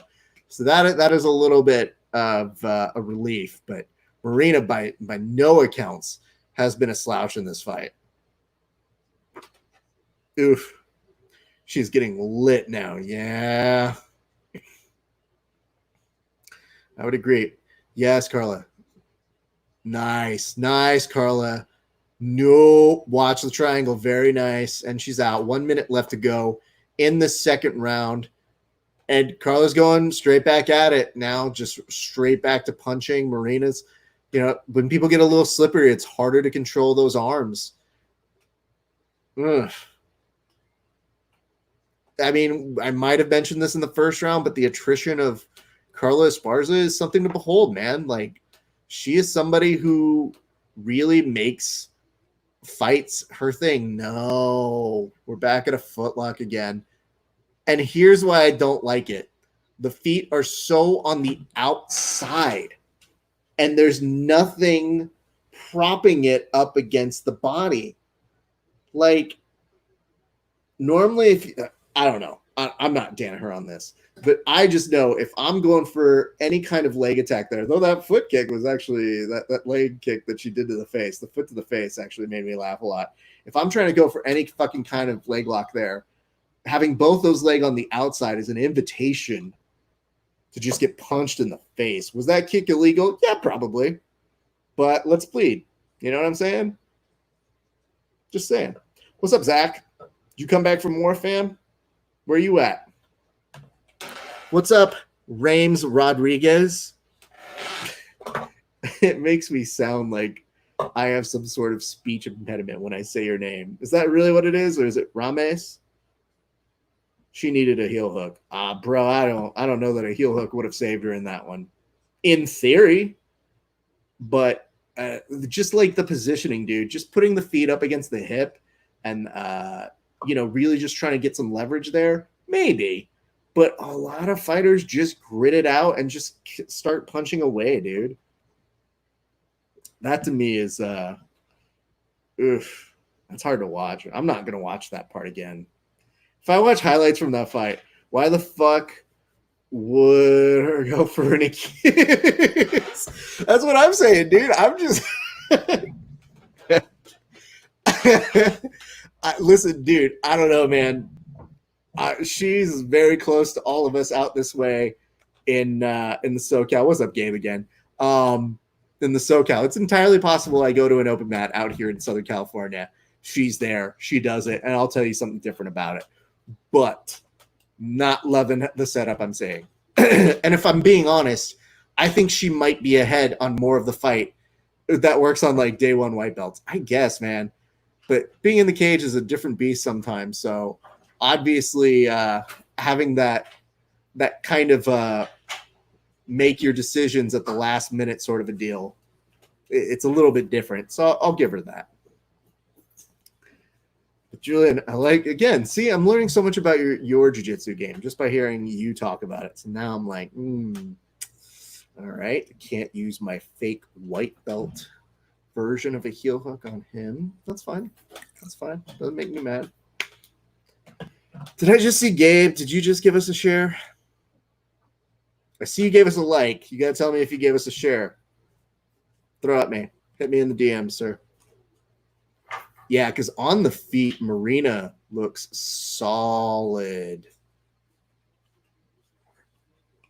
She keep going for that ankle and catching knuckle sandwiches. That's from Bryce Mitchell. Thug Nasty. Yeah, I mean, I get it, Thug Nasty. Not everybody can be like you and hit twisters all day, son. But, ooh, single. Finish that single. Yes. This is where you want to be. What's up, Ned? Back there. Ooh, that's a great position up there. Round 2, 10-9, Rodriguez. Twice now, Carla Esparza has potentially cost herself. Yeah, I get it. Yeesh. I think people online are saying very similar things to what we're saying. So that I did. All right, Gabe, I'll give you cheers in between. So give me a second to catch up on this. 3 minutes left here. Yeah, the wrestling is the only thing Carla's going to have really to make any kind of effort here. And she, I would assume, needs to get a finish. Because you need that urgency. That's the hardest part. The takedowns for wrestlers are good, but it's like takedowns without always getting a heavier amount of strikes in there. And she was every time Marina's like on her back though, she's in with those triangles that make me think like, yeah, she looks really comfortable being able to set that up. She should go for an Achilles. You stop that, Julian. That's rude. Now it's just gone to a mean point. Doreen, thank you. We're going to give you a toast in a second here as well. Doreen, you are awesome. Listen, I love you guys when you give us all these likes and shares. We very much appreciate it. It's very nice of you guys. We love that you guys enjoy these shows enough to share them with your friends and everybody else on your news feed. And if they don't like it, then they can go to hell. That's really not my concern. But that you guys give us the love makes me feel pretty good. I'm weird. I mean, listen. Most people who just attack leg locks as is, and that's their only line of defense, a little weird. I'm surprised they didn't stop the fight. Her eye is bad. Yeah, it's bad, but it's a little bit more cut over it, and I think she's okay off of it. They're able to clean it up each time. Now, for a split second, Marina had a nice little attack there. Sometimes you can turn that into a nice little Barado Plata, but that's a very tricky move to be able to pull off on that one. So like that. 1 minute left to go here. Dude, if you actually train BJJ, you are automatically weird. That's a fact. That's true. I have met so many weird people in this sport. It's always really funny when they have like weird nicknames too, and they're just like, "Hi, we call this guy Star-Lord." And I'm like, why would we do that? That sounds like a dumb thing to do. Oh, he really means it? Oh, yikes. All right. Well, he's an idiot. So good thing we learned these things very quickly. But yes, by and large, weirdos. So let me see here. I got to put Gabe on this list. I got to get Doreen on this. So you guys are going to get our cheers is coming up very shortly. Very excited for that. Hey, what's up? Loving it. Thank you guys for tuning in. Appreciate everybody who's watching along. Carla has the makings of a nice little wrap here. Hey, you know what? With 12 seconds left, I wouldn't mind a heel hook now. Because whatever's going to happen is going to happen. Oof. Carla's trying to give some parting gifts on that one. And finally almost manages to get them out. But the two of them exchange a nice little pleasantry. What's the lady version of a bro hug? I don't know what it is. So if you guys got one, let us know. What's this? JJ Podcasting Consulting. Hey, welcome to the show. Glad you guys are watching. All right, Carla, question mark? Oh, I don't know, man. That's a tough one. Carla's probably ahead on strikes, but she does not, like, that's a, I don't love her winning that fight. It's entirely possible she did. That's just a weird one to say. If they give it to Marina, I would actually be fine.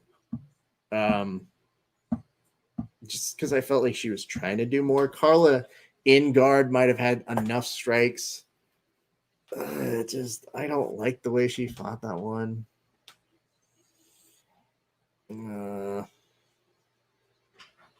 I guess I gotta see this one through. Yay, Carla, you have my last name.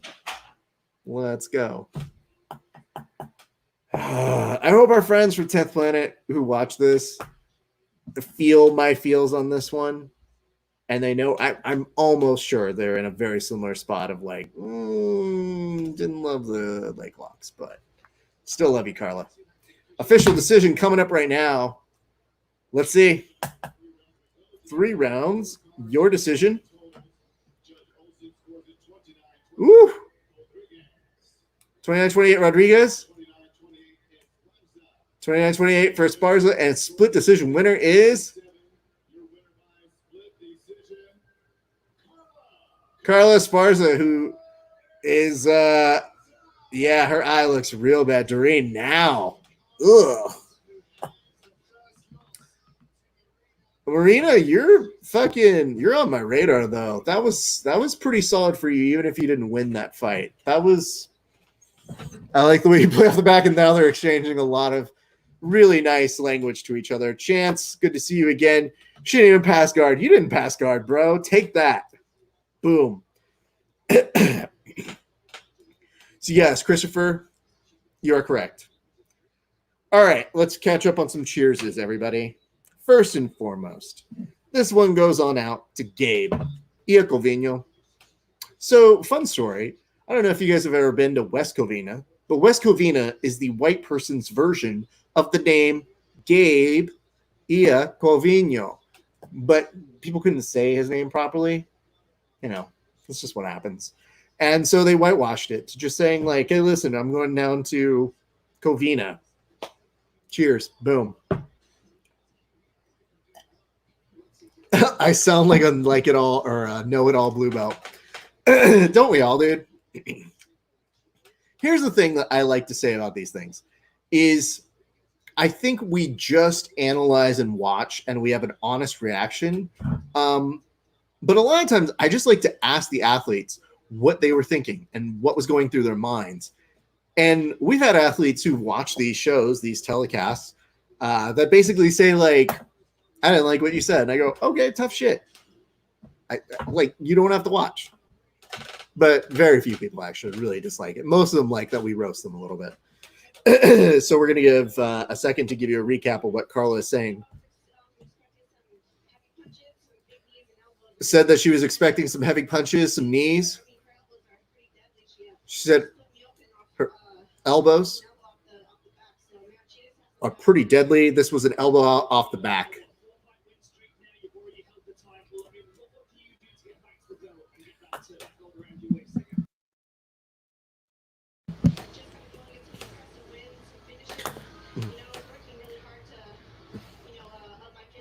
She said that she was working really hard to try and up her finishing game. And she says that she just wants to keep getting that step closer back to the title contention.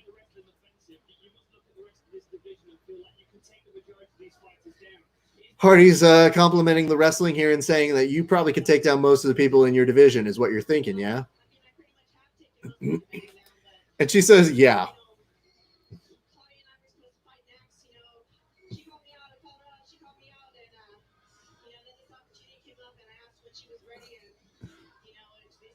So she's basically giving a nice little recap of how they came together to fight. And she said they called each other out, and they were able to make this one happen.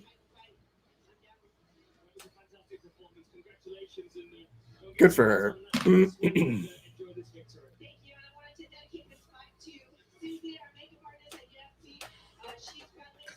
Very nice. Carla Esparza is also dedicating this fight to the makeup artist for the UFC who's battling cancer. Very nice. Class act, Carla. All right. So that's what we got. Let's do this. I did Gabe. So Gabe has his cheers. I'm going to go ahead and do a cheers now for Doreen. What can I say about Doreen? Doreen, actually, if I'm being honest, is one of our day ones. That is one of the people who joined us on the Grappling Hour from day one. And we cannot thank you enough for continuing to show up week after week, saying hi to us, being a good appreciator of the sport. And for that, we give you a nice toast and say thank you very much. We always love when you show up. Cheers. All right. Gus. Very excited to see what Gus looks like. I mean, Gus is... A lot of people want to talk about what he looks like right now. And to that, I would say Carla or Gus. I guess I'm going for Doom on this one. And I'll tell you why. I don't love the way Gus fights post losing his smile on this one. I just feel like at least Verdum is around and he's tricky. His submission game is good. I think if he mentally wears down Gus, it could be bad for him. So I don't know. All jiu-jitsu guys are going for him, but he's pretty old, man. Well, you're old. I don't know your situation. I don't know how old you are. Bro, what the fuck, bro? Most UFC fighters that we know are old. That is why it's hard to get around some of these guys. That's why when you see somebody like a Sugar Shane show up, you go, oh, he's not a million years old. Good for him. I'm 22. Yeah, well, you know what? You're old as somebody.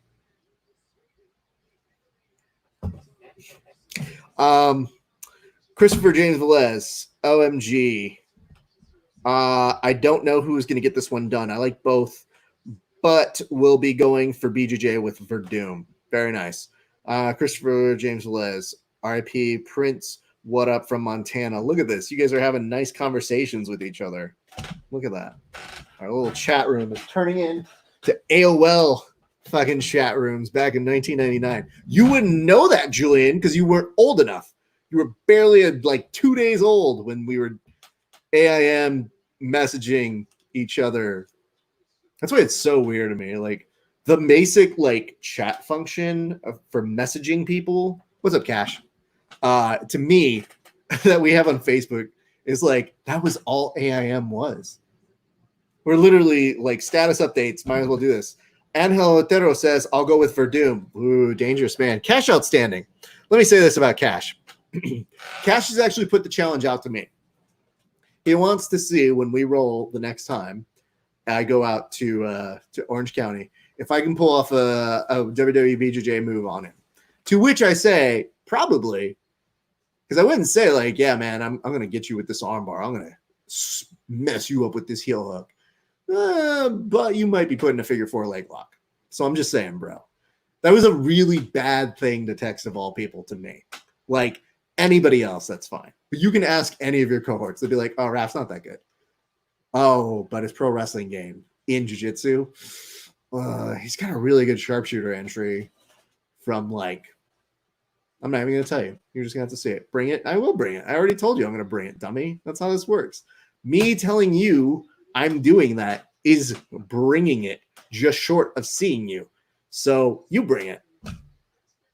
Take that. Genius switch never turns off. Plus, afterwards, I'm just going to cut an epic promo on you. Even if I don't get you, I'm literally just going to like go straight into like Ric Flair on you. Literally just being like 100 different things of like, you think I don't enjoy getting up every morning and wearing this shirt? This shirt costs $500. This suit is just pure Italian. My shoes. You can just go off on that. Yeah, Julian, I'm vicious with my friends. It's very sad. That's how you know you're close to me, is if I really make fun of you. If I don't make fun of you a ton, yeah, you're okay. But Cash has been a long time friend of the show, so we can give him a little bit more shit as we do that. Because we don't do that with everybody. And they know that. So we're going to give this a share on my main page. And then from there, it's just the main fights, guys. They've gone through so many goddamn fights tonight. I'm super stoked that you guys are watching along with us. I hope you're enjoying it. If you give us a like and a share on Facebook, you know that you will get a cheers on the show, just like we cheers the fighters who get finishes within regulations. So don't go anywhere. Join us. Feel like you're going to have some fun. And, maybe if you're lucky, then I'm going to talk shit to you. Like I'm also talking shit to our guests or the people who are watching. Because Cash probably tuned in and was like, I did not expect to be brought into this. This is very aggressive toward me. Who knew? You knew. You knew the minute you showed up, fam. That's not how we don't mess around here. And I say this, and Cash is probably gonna like fucking knee bar me in like 2 minutes. I'm gonna be like, "What, son? What?"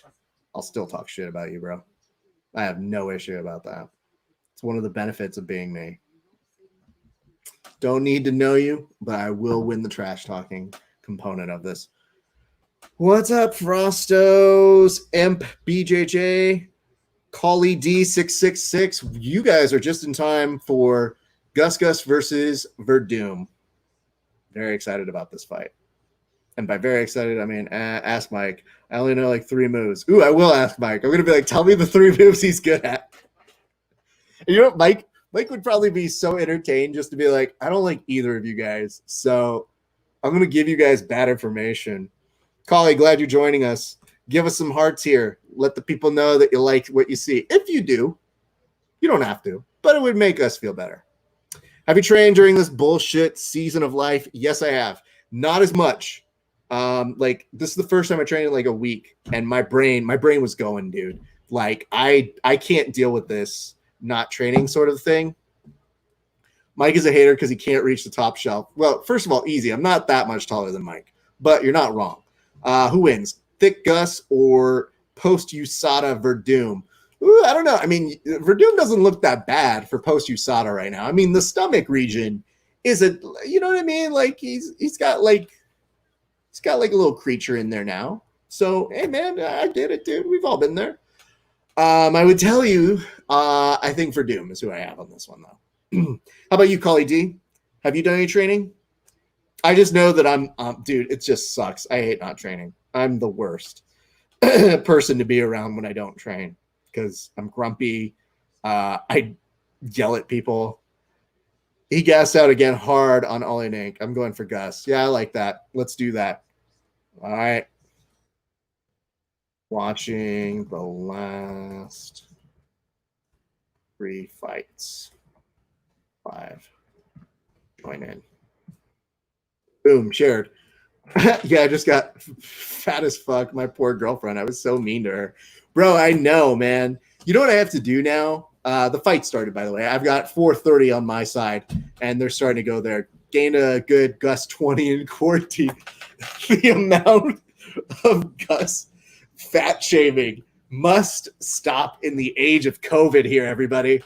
I like Julian Viana saying, I'm going for Verdum. It says, what happens to people who want to be interbrewed but don't drink? Oh, that's a great question, Chance. Ugh. We'll have to talk about that one. I can't force people to drink, so I don't really believe in that. It is the spirit of the show to drink, but you do you. And on a single here for Verdum does almost get it, but now is kind of giving up his back to Gus, which, oh shit.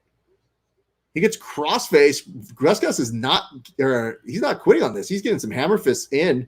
It says, yes, you can. Man, Gus. Oh my God. What a fucking back take, dude. Gus got an insane takedown defense. Even Brandon Schaub couldn't take him down, I heard. Boo. I know. I'm jealous in a good way. At least you can train. Everything here is still closed. Well, I'll tell you this much. My stuff is still closed here. I'm in California, my friend. And I've just worked with the group of guys that I consider close. So I'm training with the same guys. It's a very small group. I appreciate it. But, man, the days I'm not training with them, my brain just goes really bad. Yeah, but not training for a week. And before then, very sporadic training here and there a couple times. This is looking like a nasty armbar situation because I think Verdum can finish this.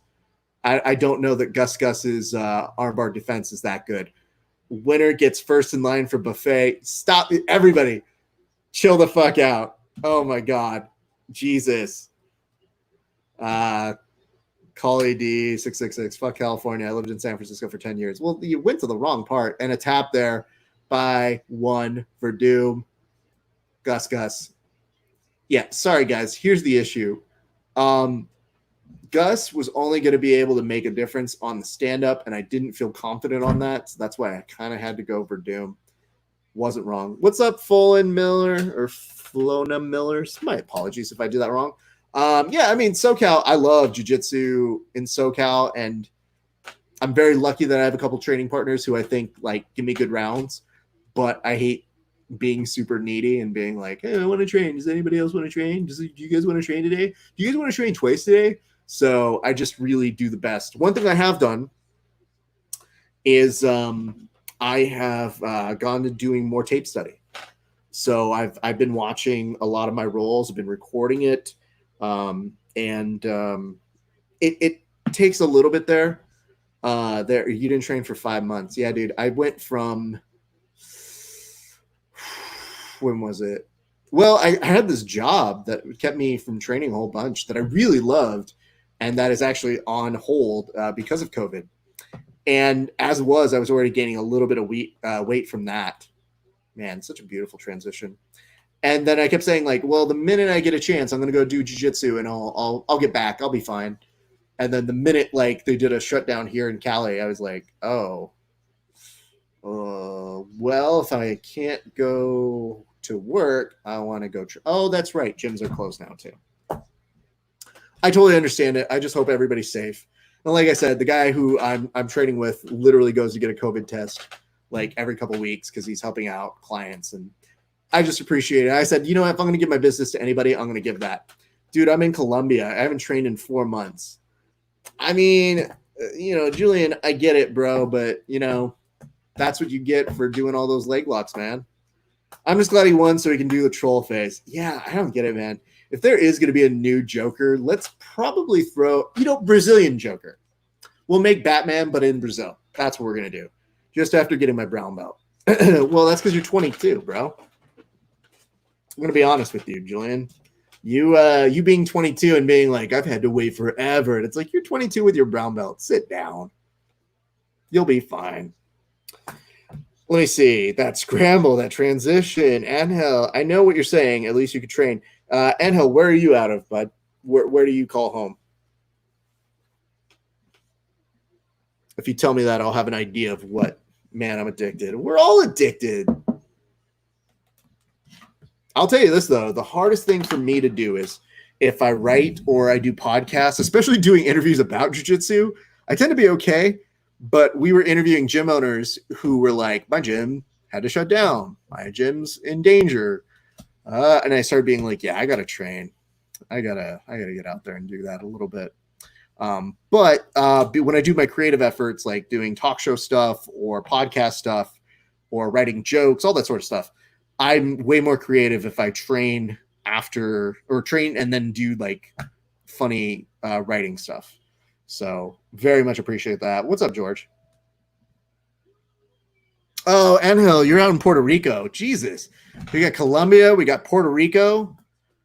We have practical United Nations up in this bitch right now. Well, I'm sorry, you guys. Hopefully the world gets its shit together and we can all return back to trying to kill each other and simulate murder.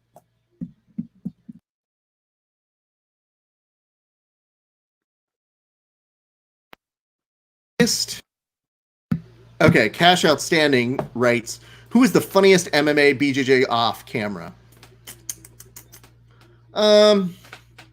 It's hard because I don't consider personalities funny. Like no one in jiu-jitsu or MMA tells me a joke and I go, good job. Most of the times they're just kind of like personality funny where they react to things well. So I don't know. And the most exotic Connecticut in the chat. Yeah, no shit. Gary makes me laugh, but tells terrible jokes. And that's just Gary reacting. I think Gary's got a good sense of humor about him. It's sparse, dude. Because a lot of times, like, I don't know, and it's so weird. Like, I feel like somebody like a Joey Diaz is one of the funny guys who does jiu-jitsu, but isn't a fighter. So we're lucky that we get like ambassadors like him. I'm trying to think like who legit, because there's not many. No, there are a lot of personalities and people that I think like, man, oh, I like them. They got a good soul or they make me laugh. But yeah, I'll think about that one, Cash. But as it is, not. I'd love to roll with Diaz. I'll give you an idea what that sounds like, though.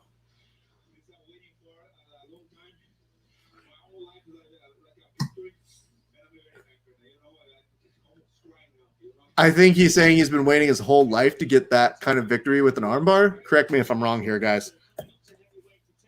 What about because jiu-jitsu? He's very creative. I think it's just a different vibe. Like I think he's Drew is obviously a very creative guy, but I feel like his online stuff is like his best. I think he's starting to do stand-up, so I think he's starting to develop how to perform a little bit. But like, yeah, I love Drew. It's not quite the same. What's up, Jay Croning? What's up, Denny? Good to see you guys joining us right now. We're watching along. We just saw Verdum pick up an excellent armbar.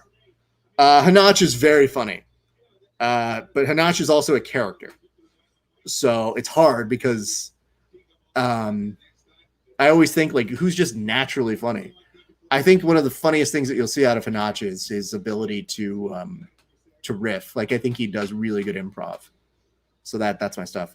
What do you think about Buchecha and MMA? I did talk about that earlier. Here's what I'll tell you, bro. Don't love it. And here's why. I want jiu-jitsu guys to make money and live life doing jiu-jitsu. That's it. That's what it is. What's up, Eli. Well, oh my God, all these people are showing up right now. Garmo, what's up, Garmo? Jiu-jitsu is, to me, like, I think if we could be a professional sport and you could see Buchecha just make money off of doing that, I'd be way happier. If he's always wanted to fight, then kudos to him. But I thought that after he had like his knee surgery or an injury a few years ago, he was kind of like, I'm good. I'm good on this. To his credit, I would say, what more is there for him to do? Like, he's already kind of done everything in jiu-jitsu. So on that much, I did. A man says, Eli, you were at my gym, but I had to work. Well, go back, Eli, you fucking dick. The man was working. Dude, give him another seminar right now. Like, go the fucking back to Connecticut and give that man a seminar. Anyway, here's what I got to tell you guys. The way this works on Instagram is I only get an hour at a time. So I got to kill the Instagram. Don't go anywhere. Come right back. I'm going to keep this going. We still got, I think it is 2 more fights left there. And let's get through these last couple fights together. I'll be there Monday. You better be, dick. As it is, I don't have any time to ever, I've never rolled with Eli myself. So I try to make sure that other people can get that opportunity because he's an excellent instructor. See you in Manchester. So I would very much like to do that. Anyway, Johnny, Pine Trees, don't go anywhere. Come right back. I got to kill this stream. It'll be back up in about 2 minutes. But if you want to catch us, you can catch us on Twitch, Twitter, YouTube, Periscope, Facebook, at Grappling Hour. We're keeping this going. So don't go anywhere, you dicks. I want to see you guys right back here in like 2 minutes so we can watch these last couple fights together. So if you want to make sure you can go to those other channels, it's at Grappling Hour. We're keeping the stream going. Let's keep it going. See you guys in a second. You taking a shit? No, I'm not taking a shit. I got 23 seconds before this thing dies.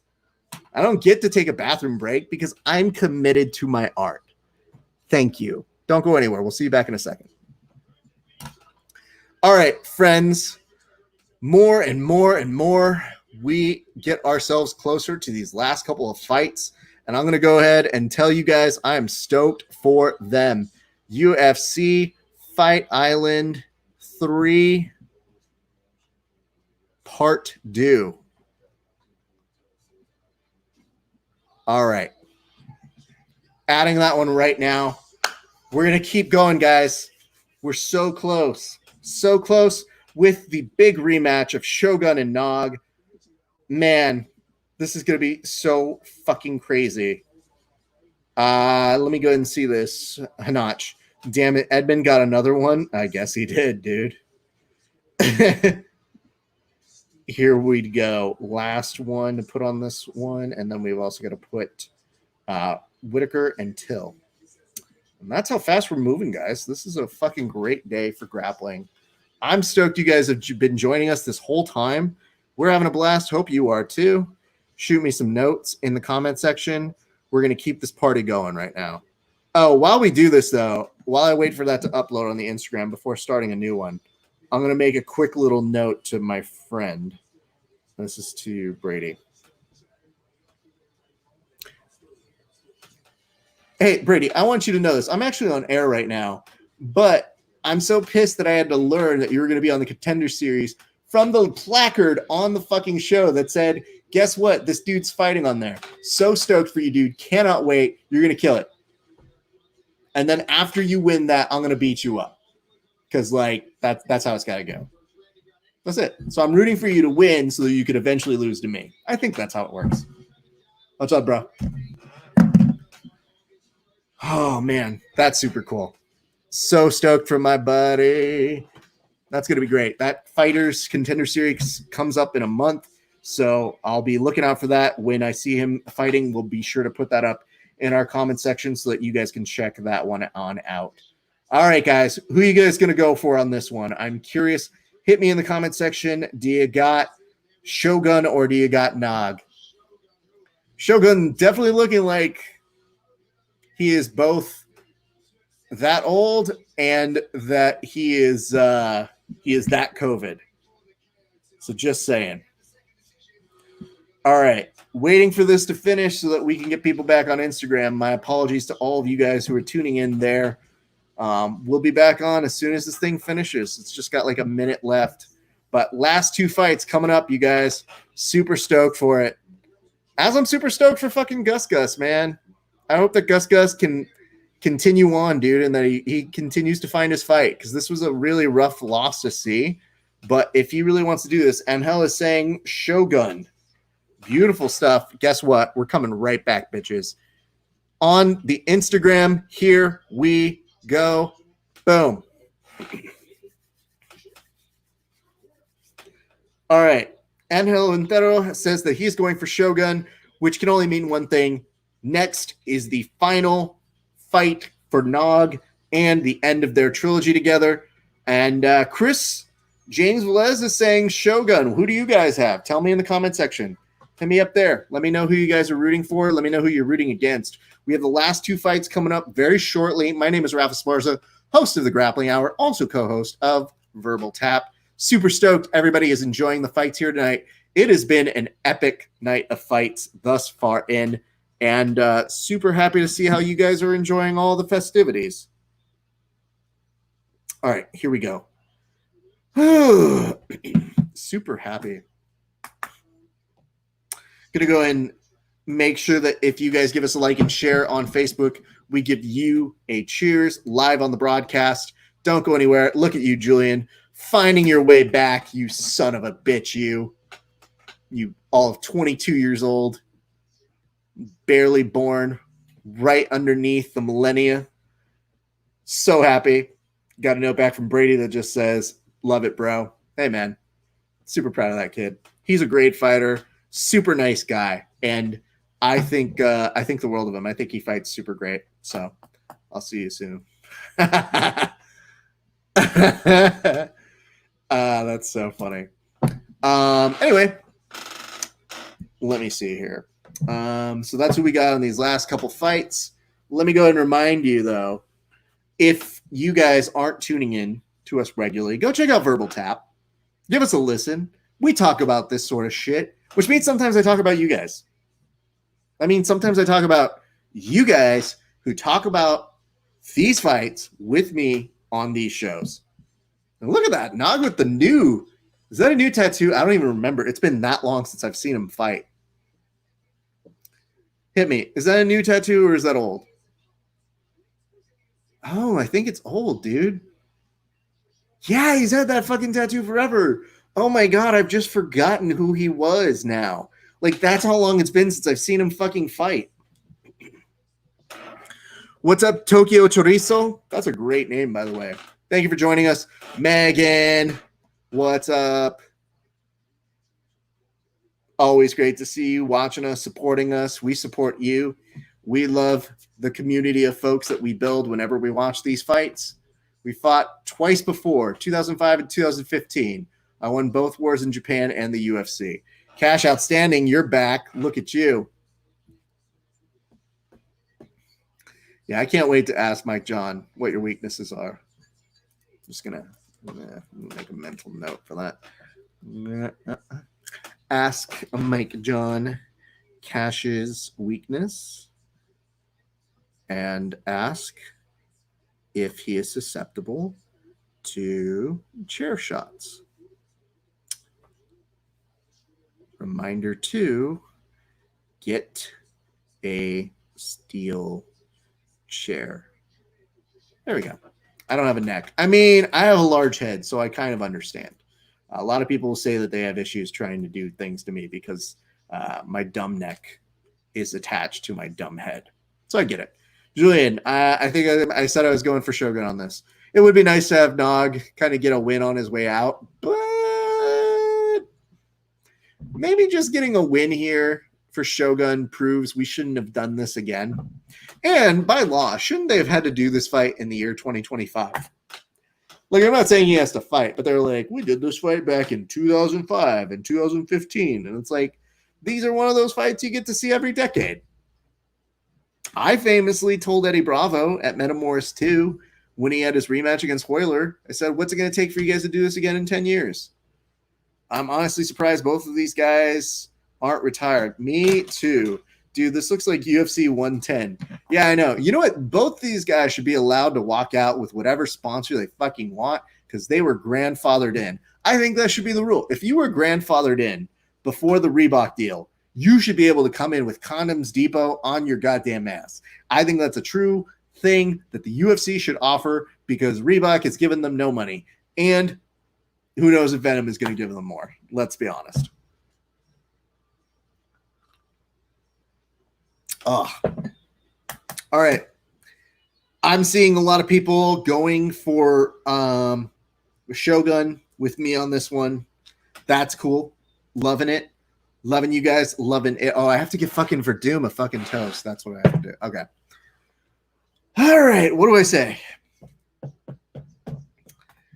This cheers goes out to you, Fabricio Verdum. First of all, it's so dope you got an armbar finish, man. Your transition work, oh my God, dude.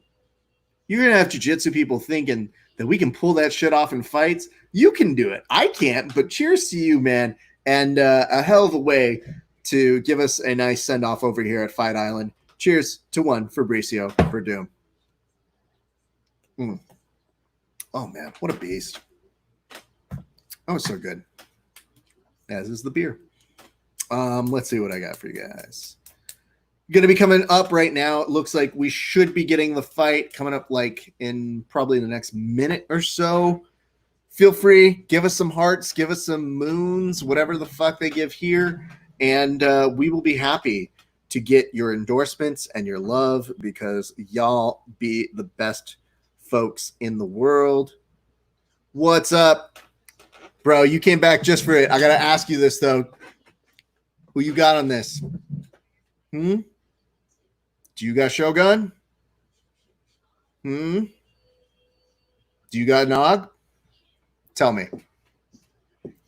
Forrest Griffin's still the fucking best. Why is this a fight that's happening? Well, young man, there's a thing called uncertainty in the UFC. So, like, honestly, I think they're just hard to pair up at this point. Like, I'm pretty sure Little Nog was like, I'll fight. And they're like, that's cool, dude. But who are we going to have fight you, dude? We don't just have fucking a chest full of Randy Couture's chilling in the back that we can match up that makes any sense. So let's put you up with another big name. They looked around. They said, nobody draws interest. Let's just pretend like you won one. So that way we can call this a trilogy. And that to you is my answer. With that said, who the fuck are you picking? Pick one. I gave you a nice story, so you can give me an answer. Friends everywhere on Facebook, all of that good shit, hit me. This is age 44 versus 38, 6261, 206 on both with a slight reach advantage to Shogun. Yeah, of course it's the co-main. To be fair, these are people who had to share their time in the UFC and actually pull pay-per-view buys themselves as well. So, like, I get why they're co-main. But they're also co-main on a free event. And most people are like, listen, dude, I'll fight on Fight Island, but I want to get paid. I bet these guys probably make decent six-figure numbers. So they're probably going to make about $250. $250 is my guess.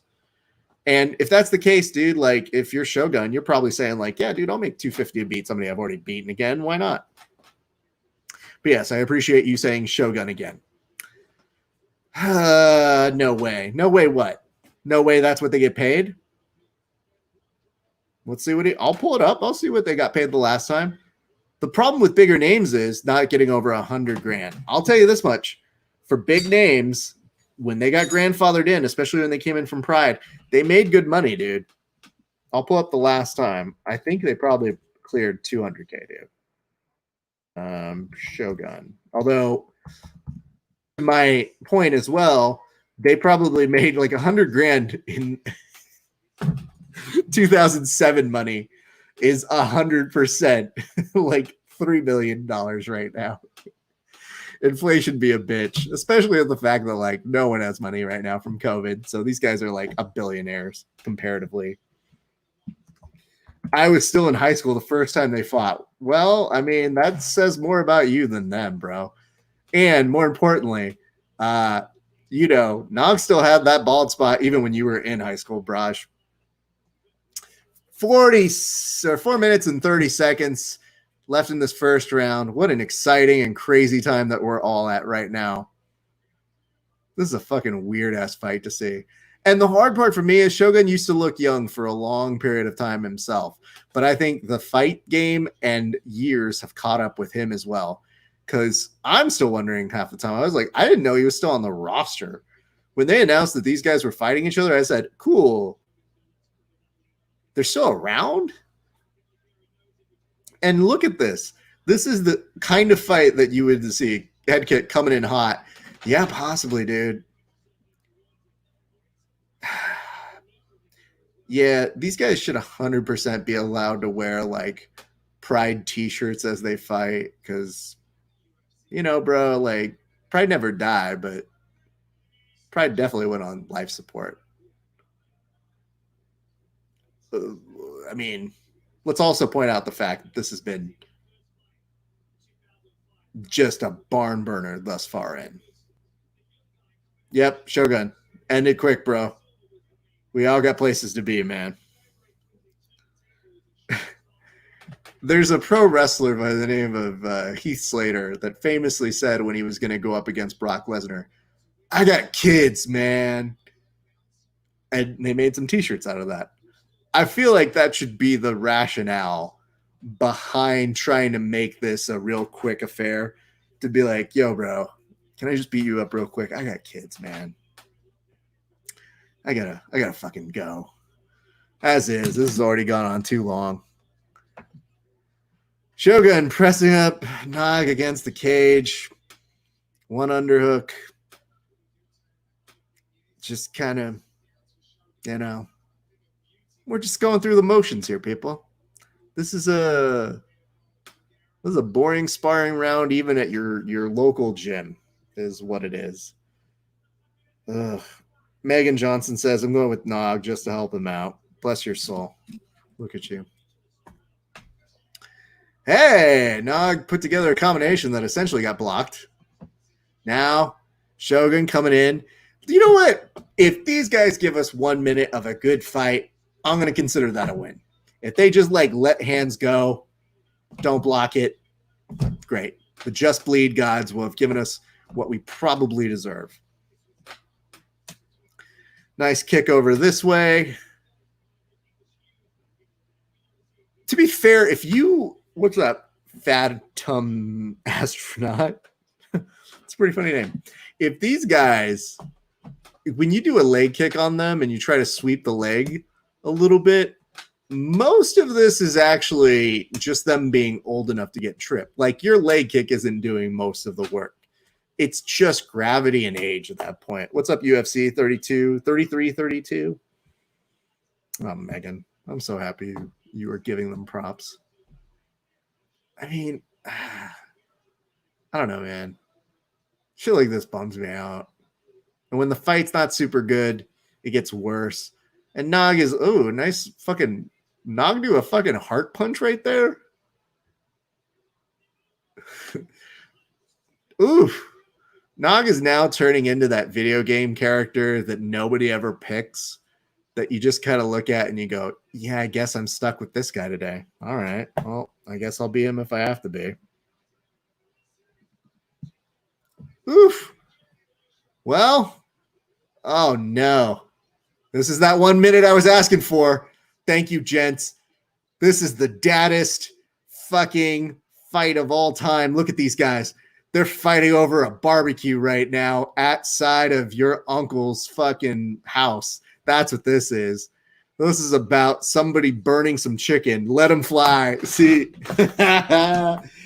Okay, you right after my own heart on this one. Just, you know what, guys? Don't fuck around and fucking half guard. Immediately stand back up. Okay, so I will admit to you guys, I'm perfectly fine being on camera for these things.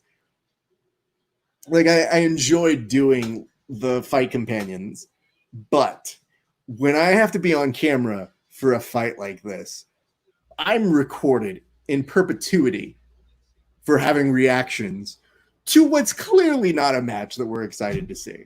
So, you know, fuck yeah, that's better than my joke. They're parking, they're fighting over a parking spot at a Lowe's on a Sunday. Absolutely, sir. This is the best.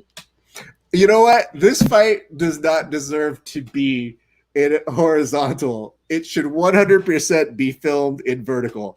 There should be one person here. It should have World Star at the bottom. The graininess of it should be like it's been reshared 50 times and it's gotten worse. Snoop Dogg should actually be commentating this one.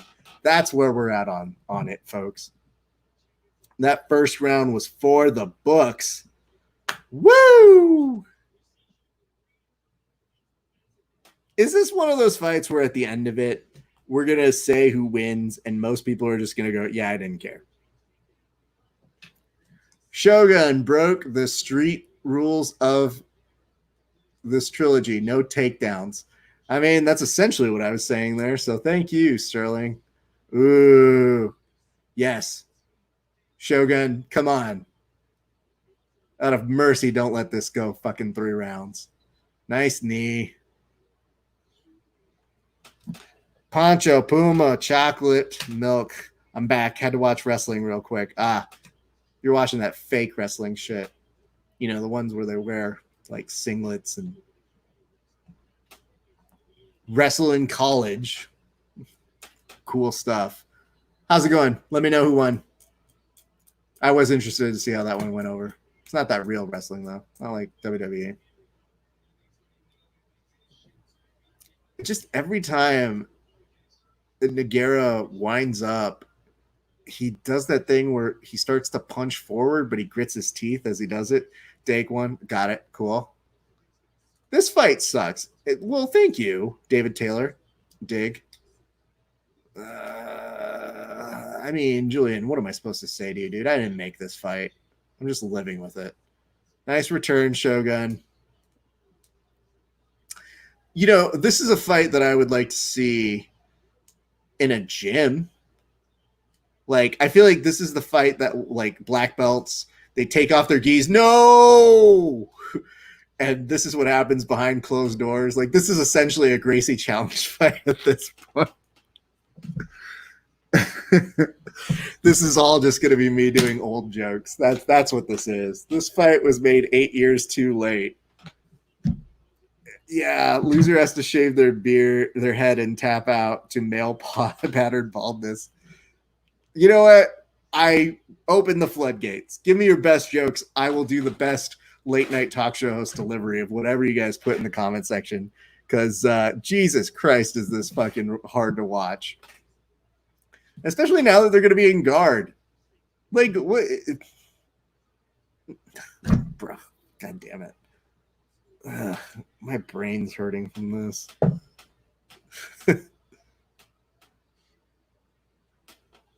It makes me wonder, though. He literally bumped into him for the takedown. Yo, Kev, I'm not going to lie, bro. Let he, without sin, cast their first stone. I'm just saying. I'm pretty sure I could verify that with you somewhere. This is so mean. This is so sad. Yeah, no, he literally like just plopped on top of him. 2 minutes left.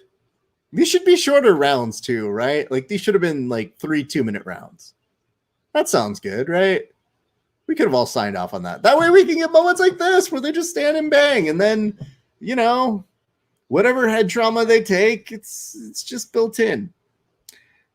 They could be the undercard of Tyson versus Ray Jones. Man, you're not wrong on that. However, was it Jake Paul's on that one too? Eesh. Nice overhand right by Shogun. This is the only fight that's sponsored by the AARP. Night Jiu-Jitsu. So much CTE going around. CTE so hot right now. Eli, do you remember a time when this fight was like cool to watch? Because I do. Pepperidge Farms remembers.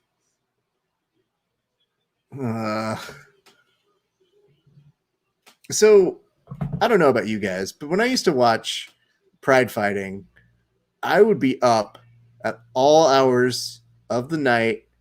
It was cool. You felt like it was awesome. Yeah, because I'm old. 15 years ago, it was amazing. Of course, dude. Eli, I'm just as old as you, so shut up. But now my heart hurts. What's up, Nathan Murphy? It's just like when we all get together and watch the Tyson fight, because we're all going to get together and watch it. You're not going to not watch it. But man, is it going to be fucked up. All of us are going to just regret it. And more importantly, I blame all of you that I have to watch that one, because I had no desire to see Mike Tyson fight. But now it's a thing, so we have to fucking cover it. And when we have to fucking cover it, I have to fucking grit and bear it and watch it. And we go to a third round for whatever reason. I mean, can't we just make an informed decision off the 2 rounds we've seen?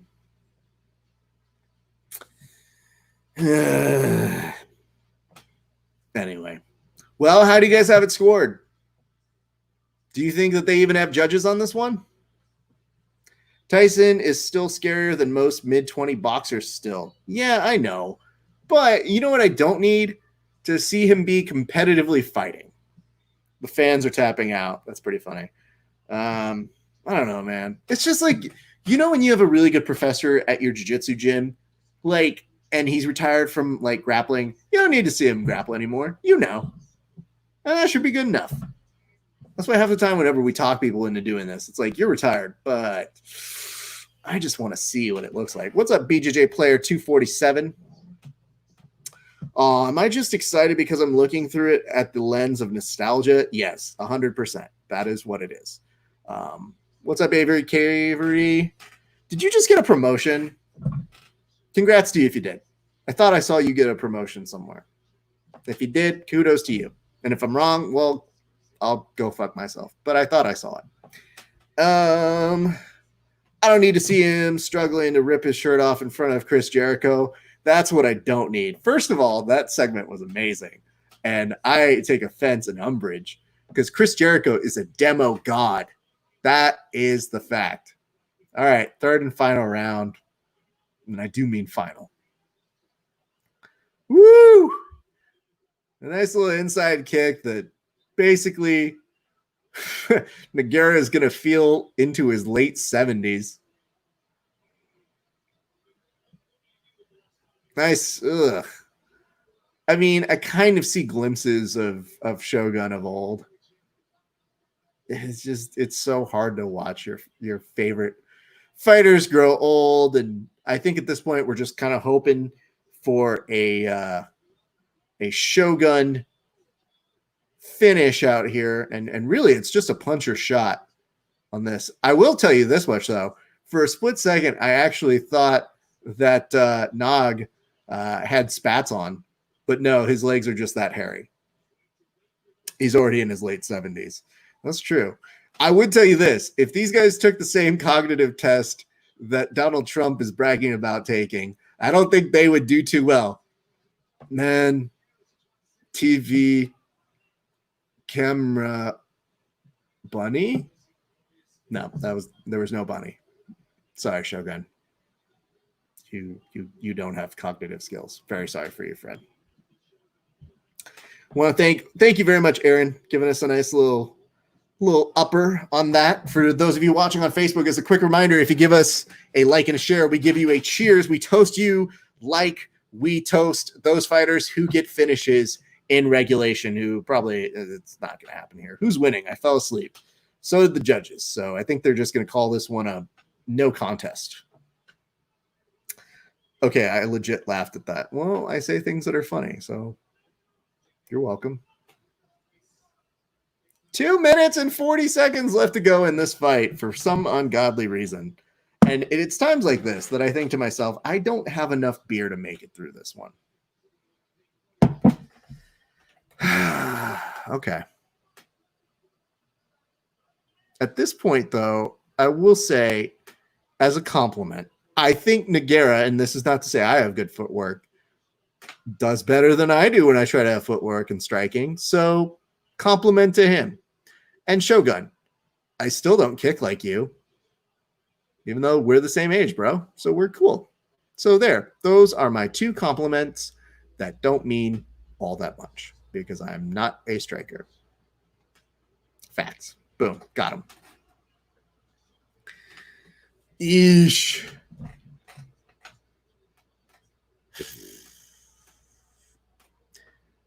I mean, I would like to hear what Dana's going to say about this fight a little bit after, because a lot of it's going to be sweeping under the rug. If Dana does have a response in the post presser, the response tonight is going to be, what do you say about these guys? These guys are fucking legends, is what they are. And yeah, they fought tonight, but man, what a career for both of these guys. I'm firing both of them.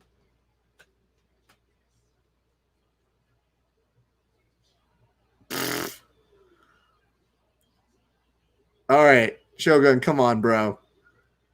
Oh, shit. For a split second, it did look like Nog was thinking about power bombing him. The R word. Yeah, Dana's 100%. He doesn't like the R word. Anytime you say the R word, you better think about it because you can't just say retire and then think about it.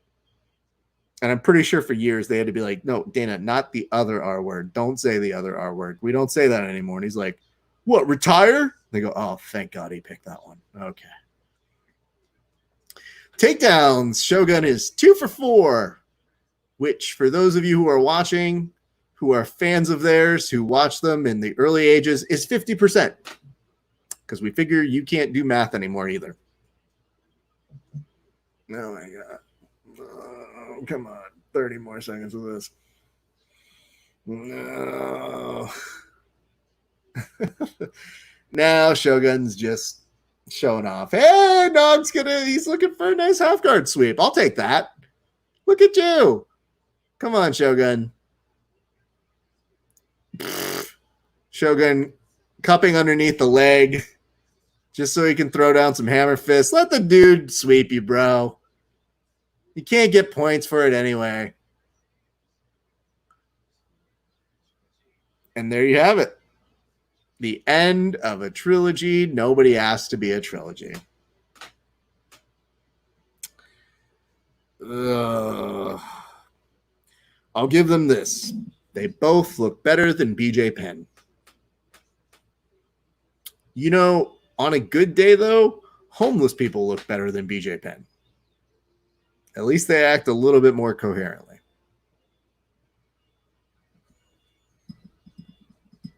I've retired my BJ Penn impression for a little bit until we see him be a little more sane. Otherwise, I would have done it right there. That was the pause.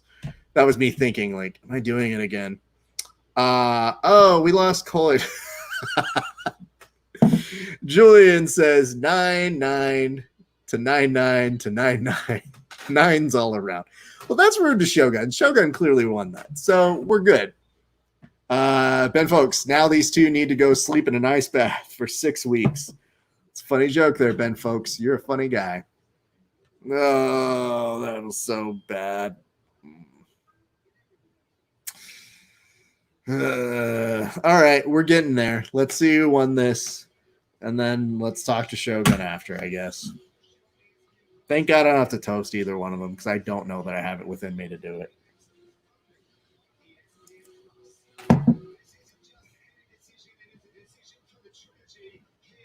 You know what else is a decision for the trilogy?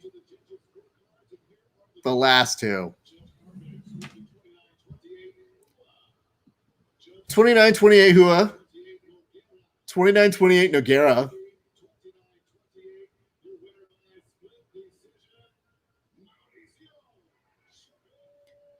So why did we give Shogun a round? Or I'm sorry, why did we give Nog a round? He wins a split decision.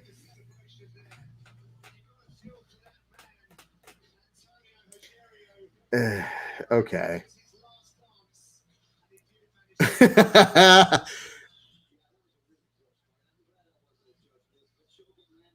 I don't know, dude. I feel gross having watched it. That was sad. Hopefully you guys learned something in that fight. I don't know.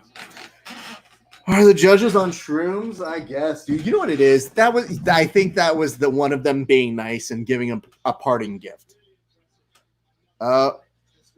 Shogun, are you praying like you're retiring too? Or is that just regular praying? Because we're good, bro. We don't need you either. Although, if the judges were on shrooms, that's probably not the fight you want to be on shrooms for. Lasted more than aspirin. Literally everybody lasted more than aspirin. Ring girls last longer than aspirin. Should I do a run on this one? The guys who clean the mats last longer than Ben Askren. Holy shit. Bruce Buffer lasts longer than Askren. There we go. And hell, I'm sorry, dude. Askren is the worst. Few people suck as bad as he does.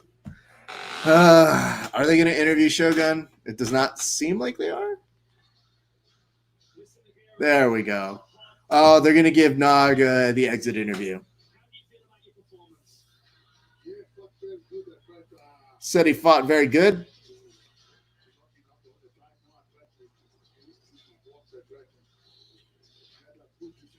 He said he had good defense, but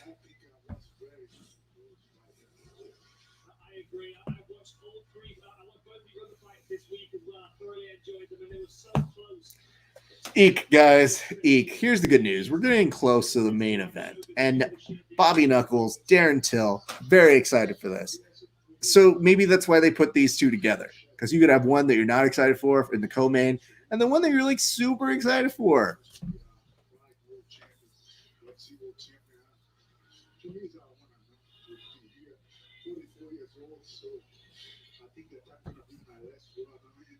Now he's saying he thinks it's going to be his last one. How about we know it's my last one?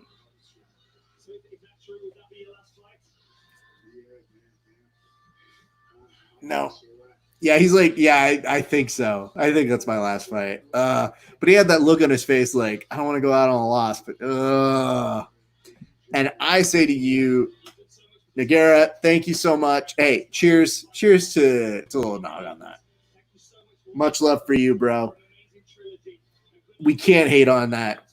Here's to a great career, bud. Cheers to you, sir. There's what we got. What is that, Lazaro? Thank you for joining us. Appreciate you coming on. We're watching a UFC Fight Island Triss. Very excited for this lasting impression that we have of Shogun and Nog.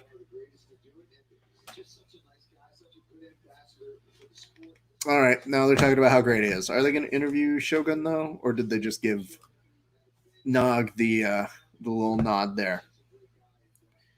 Oh, my God. That was a lot to take in, kids. My brain still hurts from it.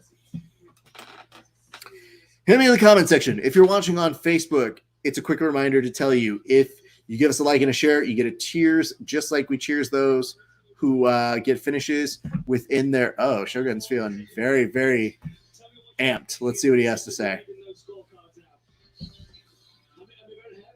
Says he's very happy. Says he won 3 times against the legend. His family, friends, team. No one is more happier in the world.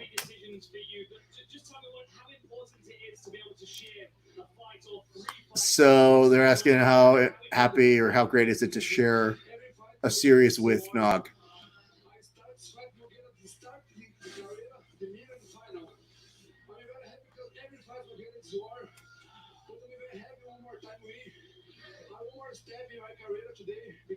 Takes one more step in his career because he won 3 times against Nog. And now they're asking when we're going to see him again.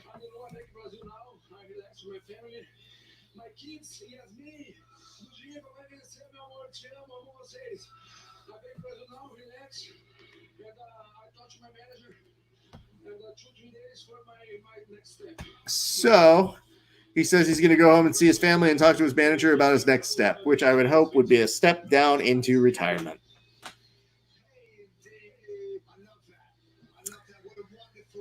Whew, okay. Well, Shogun is looking like he's probably going to continue fighting, and we are going to continue watching more and more fight coverage. We got one last fight. I'm going to switch it on the main little telecast, little names over here, so that you guys can see what we got coming up next.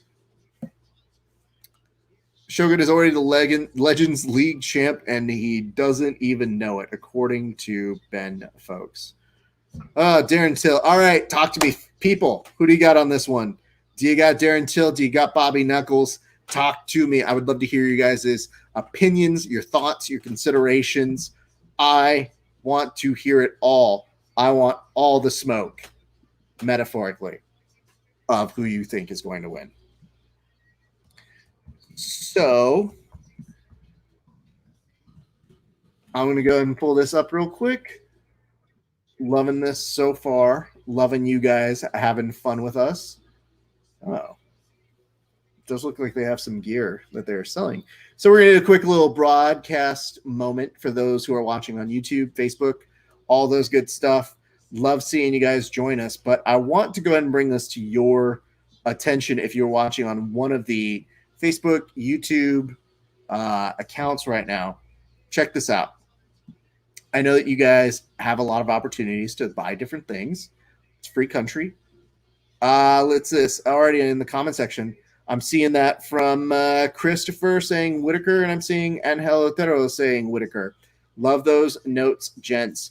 But let me go ahead and bring something to your attention. So Nogi BJJ Gear is a sponsor of the show, and as a result of that, we get the opportunity to work with some great folks. What's up, Joey? How you been, man? Your hair is the hippiest right now. But as I was just saying, if you guys get the opportunity, we love for you guys to check out some products they have. Nogi BJJ, proud sponsor of the Verbal Tap podcast and the Grappling Hour podcast. But check this out. If you guys get the opportunity, check out their gear, because some of it we think is pretty good. So I would tell you this. If you are looking to replenish your your stuff and you're looking to get some new gear, you can go to their website and you can spin and win and get some free shit. Of course, you get to see that people like Roxanne Modafferi is one of the brand ambassadors, all of that good jazz.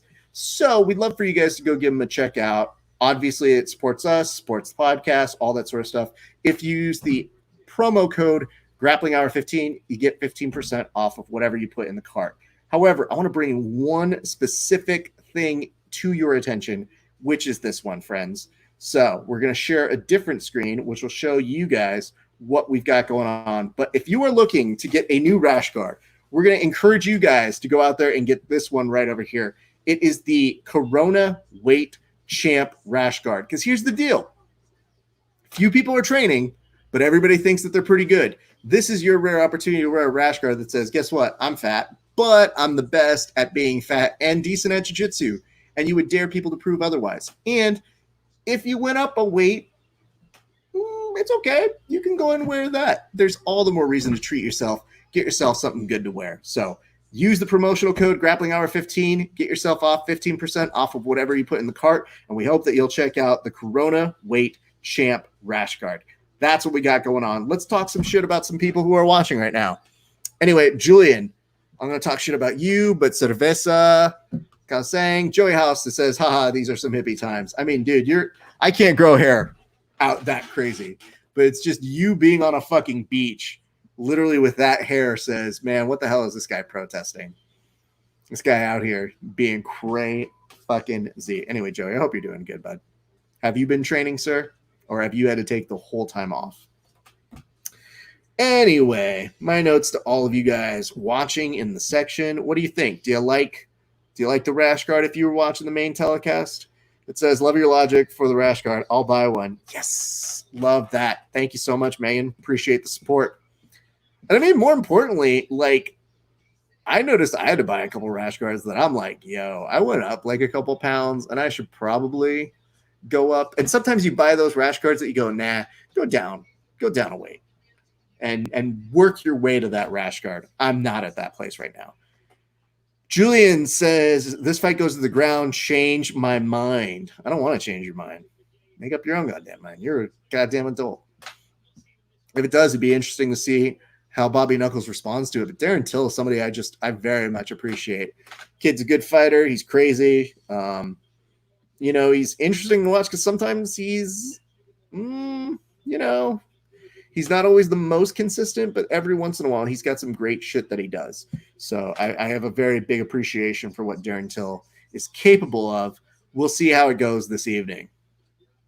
And that's what I got for you guys. Darren Till, about to fight. I'm going to see how much time we have here. So we should be able to do this. To be honest, I never listened to your podcast. I came to this live sin culpa. Hey, man, I get it, dude. Listen to our podcast, dummy. Now you're a fan. Now you're a friend of the show. Never going to change unless you don't listen to our show. I'm listening from now on.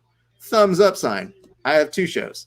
One is the Grappling Hour, and the other one is Verbal Tap. The Grappling Hour, we interview people as varied as Gary Tonin to just recently Roberto Jimenez. Literally everybody who wins something at some point talks to me. So you can check out all of our stuff. What is up, JCB Neto? But yeah, we've got a pretty extensive roster of interviews that we've done over the years. And then Verbal Tap is we do MMA and Jiu-Jitsu, and we have a who's who of people. We are also, little time to boast, we are the longest running weekly topical BJJ show. That's right. So we're the old guys now, which is very weird. Dude, I put on some Corona weight. I mean, you usually work it off with your usual competition schedule, so I'm not do that. Dan Hardy did that in Brothers and beat ass. It's pretty funny. Well, Till is a psycho coming out with no music. I mean, Till's probably pretty pissed that he can't do Sweet Caroline with everybody to sing, because that's normally what he does. But he does it after if he wins. So if he does win, it'll be interesting to see if he tries to do that. Hey, what's up, puppy? My dog has just returned from the park, and she is looking so tired. Look at you. Did you have fun? Yeah? Do you want to say hi to the people? I'm very mad at me right now. Uh-oh. What'd you do? I crashed somebody's picnic in my heart and tried to eat all their food. Oh, no. My dog tried to crash a picnic and eat their food. Oh, no. Oh, no. That's terrible. Oh, my God. My dog is the worst. And I dragged him on the whole way home because I wanted to get back. Oh, well, you can't win them all. All right. Good to know. My dog's the worst. But tomorrow she's going to have her belated 3rd birthday party. And, she loves to eat dog cake. So that'll be interesting to see. What's up, Cody North? Thanks for joining. Hope you're enjoying your day. Cody, who do you have on this fight? Tell us in the comment section. Let us know. I'm very excited for this one. But coming out to Roy Jones Jr., I don't know. Hey, bro. Everybody just trying to get by right now. Well, there's been a while since I've seen Robert fight. I'm stoked for it. It'll be interesting to see if Till is back into control, man. Till's a hard one to wager on. Anytime somebody says they want to take action on Till, I always take a slight pause.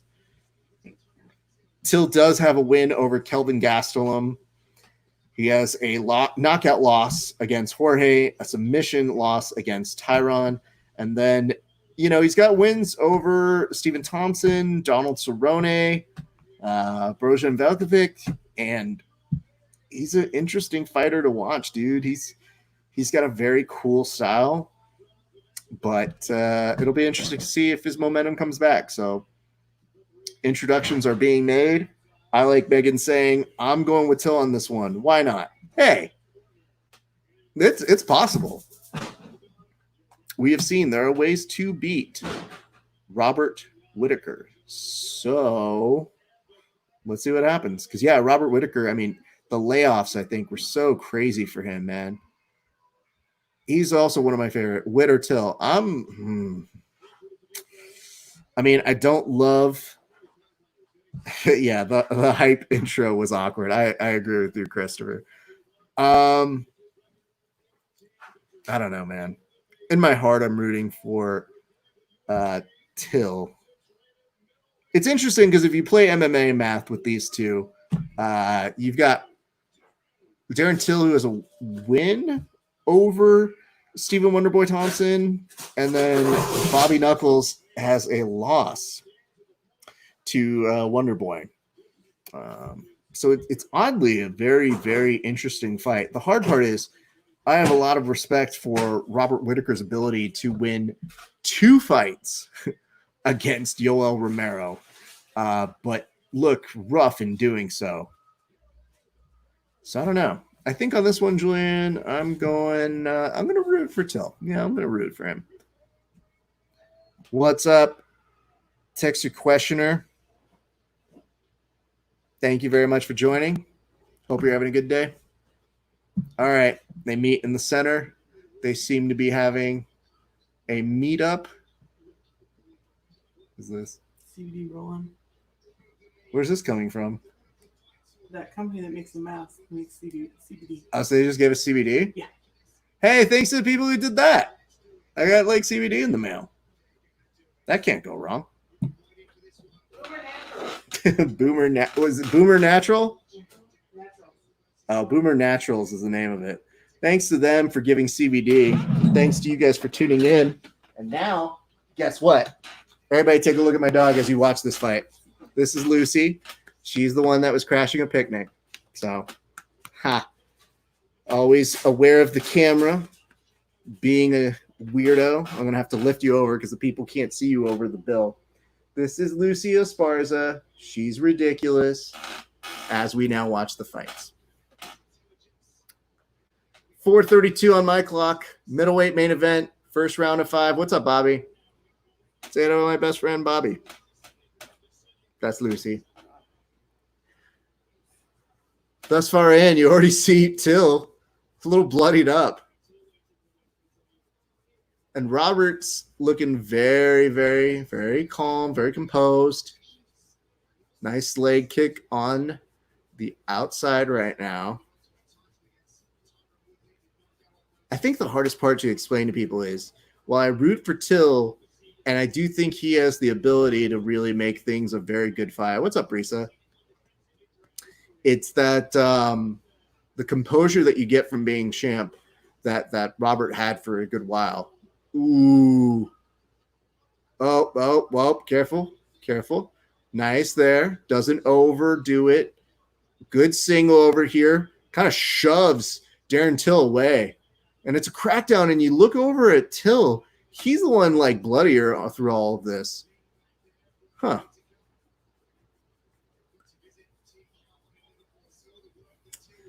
Again, that's why this is an interesting fight. Like, I dig this fight for a number of reasons. It'll be the dog is trying to change the way my camera is fixed. Thanks, though, doggy.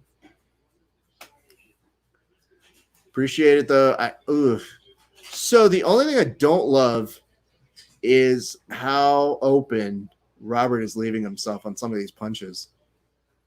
It's like a little bit of an awkward throwing his whole body into it that leaves this whole like side of his face open. And I think he's taking a little bit of damage, even though his face doesn't look it. That first knockdown was really solid for Till.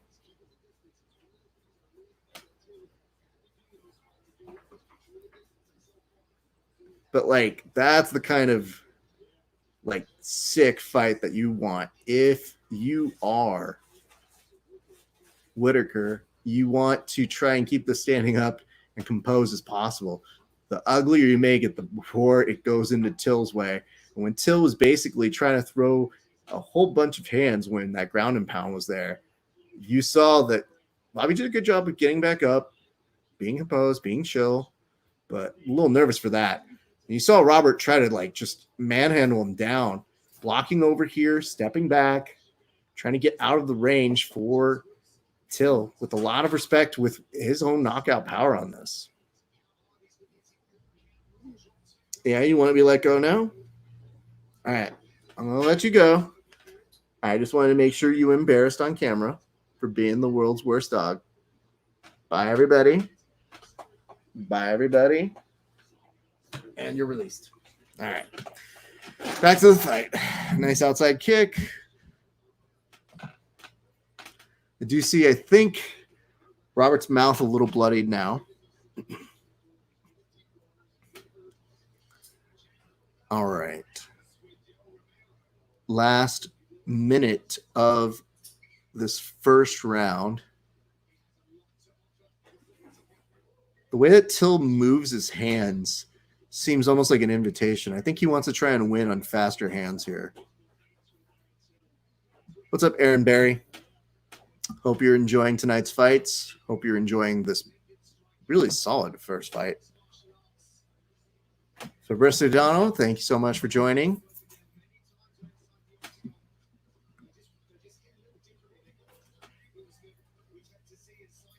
I mean, the weird part about this is this does have a lot of tension to it. Even when they're not throwing, all I can think about is the potential of what they can do when they do connect.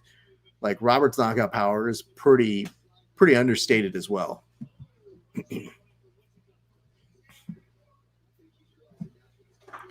Thanks, man. Some great fights tonight. Absolutely, dude. 10 seconds left to go. And it looks like we will go to a second round. I like that we get a 30-second break. All right, guys, talk to me. Who do you think won that first round?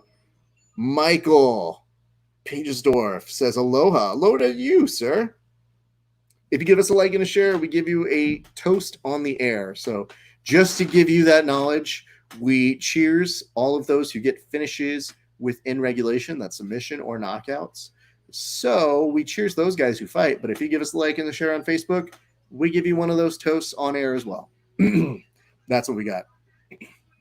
And for those of you watching on Instagram, give us some hearts. Let the people know you're enjoying this. It's so much appreciate of us to appreciate you. That's not a sentence you say in real life, but it's one that I say on shows like this because I can get away with it. Because there's no one here to stop it. Michael gave us a like. I haven't seen if there's a share. And if I miss seeing the share, give me a note in the message section over this way. Thank you, Mike. Appreciate. Oh, it's the short elbow and a shove down. Okay. Interesting.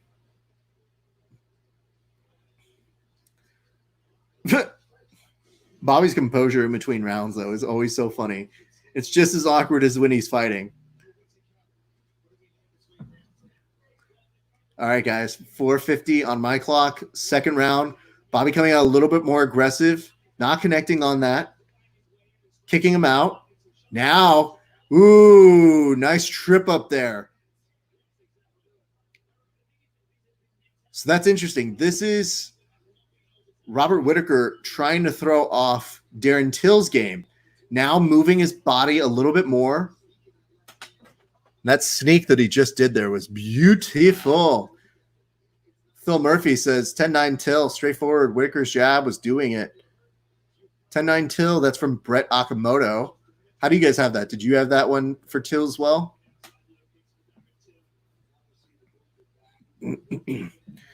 What's up, Dylan Gilbert? Ooh. Oh, man. This fight has now gone to the ground. And now you see Darren Till trying to keep Bobby Whittaker in his guard and like literally grabbing him from up top to break the posture with every single bit of energy he can muster. That is not somebody that you want on top of you, dropping down elbows, dropping down punches. So Ludaren's, oof. Told you. Yes, Julian, you made a guess. What was the opposite guess? They were going to be in the air? Good job. Jeffrey Wakeling liked Grappling Hour. Cheers to you, and cheers to you, Michael. I'll give you guys some props. Cheers, both of you guys. Appreciate you guys giving us some love over on the Facebook. Oh, no. Into half guard, which looks like he might be able to go into actual full guard or at least mount. And if he goes into mount on this, I don't want that guy on top of me. I don't want him punching me, please. That's some Atos BJJ. You know, sure, if it was Atos BJJ, he would have done about 15 cartwheels before coming back to pass guard. Dude, don't make me cry. Woo! All right. This is dangerous, dude. Anybody who likes being this deep in half makes me very concerned. Now he's starting to give up his back. It is interesting because I don't think that Robert Whittaker has any wins. My apologies. He has 5 wins by submission. The both of them are back up on their feet. Just to give you a quick little note, his submission wins were early in his career. He had armbar, rear naked choke, armbar, and a rear naked choke as a submission wins early in his career, which I would have never really have guessed because I didn't really see evidence of that in his other fights. At least here in the UFC, he's known as a striker and a knockout artist. So that is crazy fucking Z, everybody.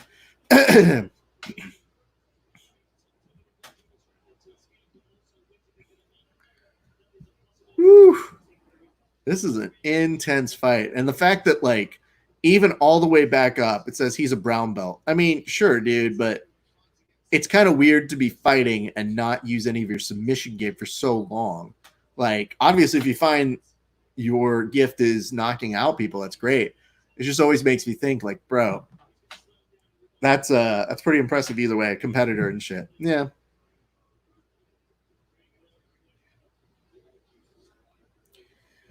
Well, if we were looking at how we broke up that first round, Till might have taken that first round, and Bobby Knuckles might have the second if he makes it all the way through. My thanks to everybody watching on Facebook, Periscope, Twitch, Twitter, all of that good jazz, and on YouTube. Thank you guys so much. We appreciate you here at the Grappling Hour. Let's keep this party going.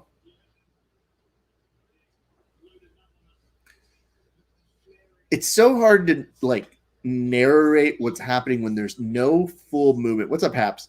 Because it's like both of them can load up in the time that they're not doing anything.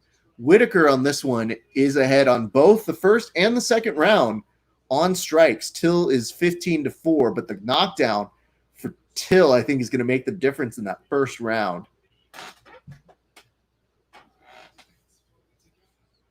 However, in the second round, the fact that you were able to see Bobby Knuckles do more and a nice kick to follow it up here, 1919 might be the way to go, as we now are at the end of the second. Woo! Whittaker has that second round. I would agree. Very good fight so far.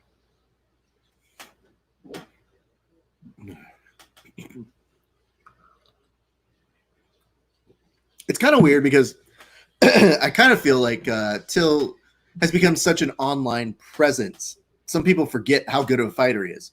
He has a couple losses on his record in the UFC recently, and I think people were talking shit about that and trying to say, oh, man, fuck that. He's got those losses in the UFC. He's got the knockout and the submission, you know, from Tyrone and from Jorge. But, like, that's his only losses.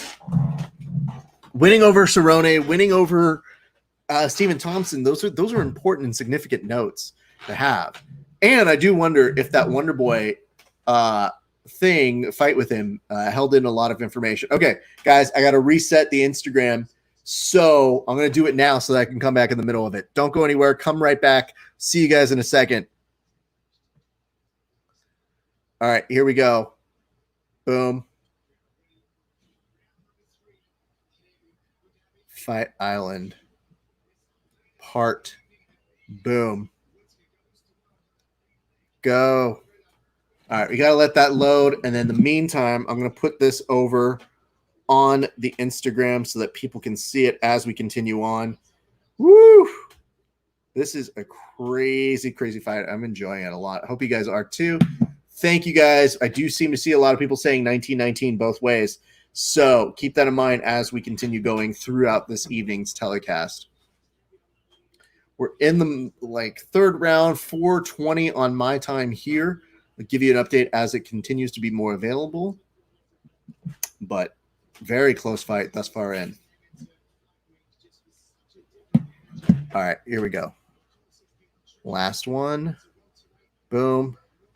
All right, returning back over on Instagram right now.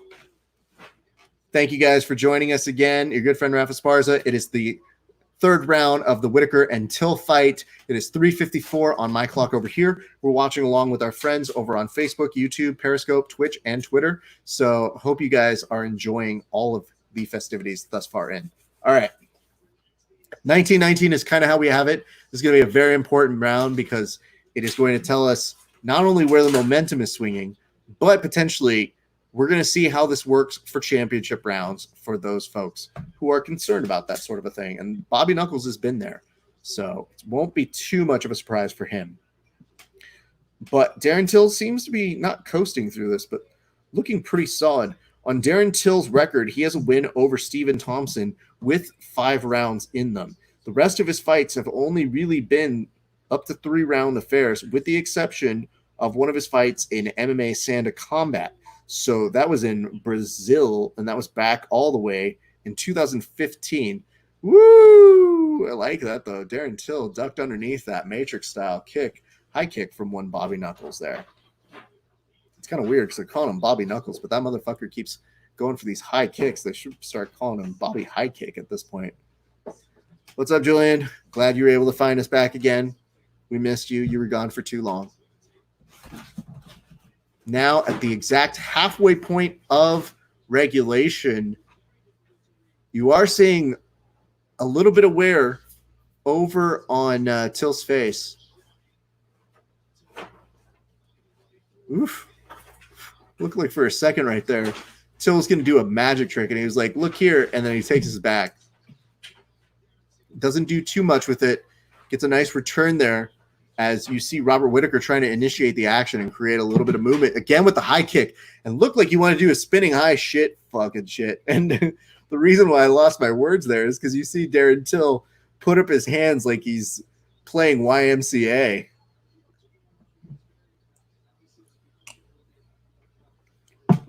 Yeah, this fight's fun.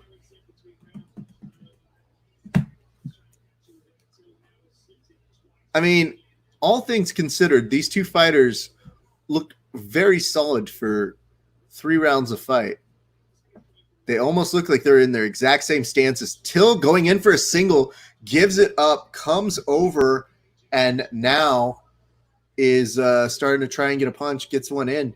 Does look like right now, though, UFC Fight Island 3 has been the top trend in the U.S. for the past 2 hours, so kudos to the UFC on that. Fight Island is a real marketing thing. I guess that's the way I say it. They threw like 4 punches each. Yeah, but dude, looking like they thrown the kind of punches that they punch, those fucking things look like they hurt. Yep. That pop right there from Whitaker looked real nice. I mean, kudos to them, man. I wish my punches had that much effect.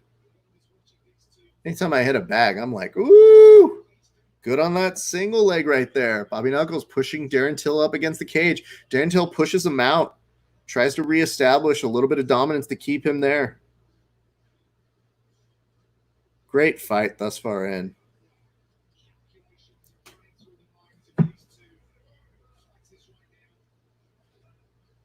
All right, 17 seconds left to go in the 3rd round, which means we're likely going to a 4th. Woo. I do like Till's ability to kind of miss some of this. He's really observant of Bobby's movement. And I think that's what makes it such an interesting fight. They slap hands at the end of this one. Who won on that one? I don't know. I'm inclined to say I think I kind of felt like Bobby might have won that one. A little bit of cage time. A couple good pops as my favorite punch of that round. Darren Till all smiles right now. Whitaker is picking up steam with that 3rd round. Yeah, I'm kind of with you on this. I can't hear what he just said, though.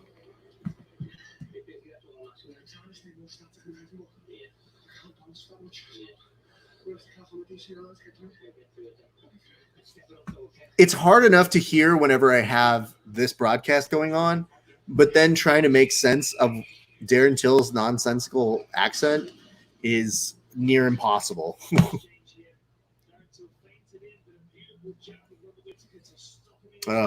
So good.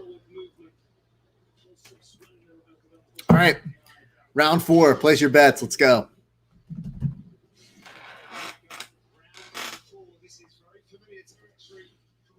Yeah. Nice kick over by Darren Till. Now you're seeing over this.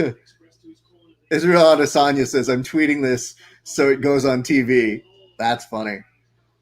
Izzy knows how to make the most of this moment. Good for him.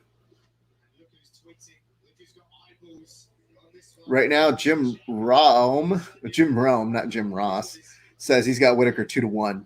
But what does he know? Good kick. Here's the crispness of their fucking punches and kicks. That's a check kick, but that still sounds fucking brutal.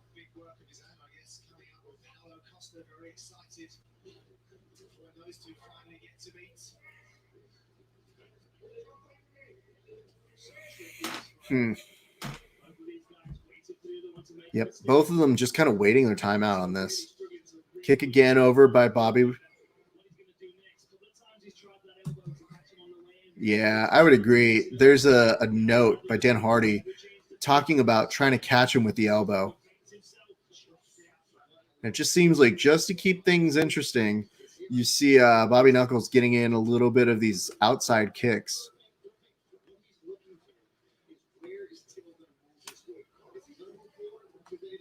So Felder's pointing out that they're just trying to look to see where the weight is going to be dispensed, and that's what they're looking at throughout the fight.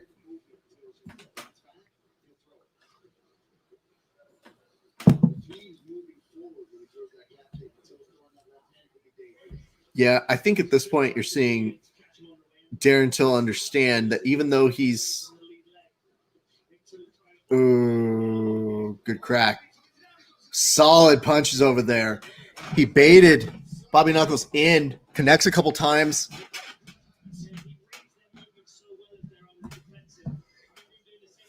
Every time I see though Bobby just do like this lead thing, he just like completely overshoots it.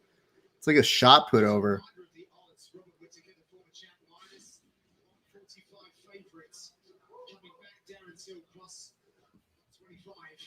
Hmm.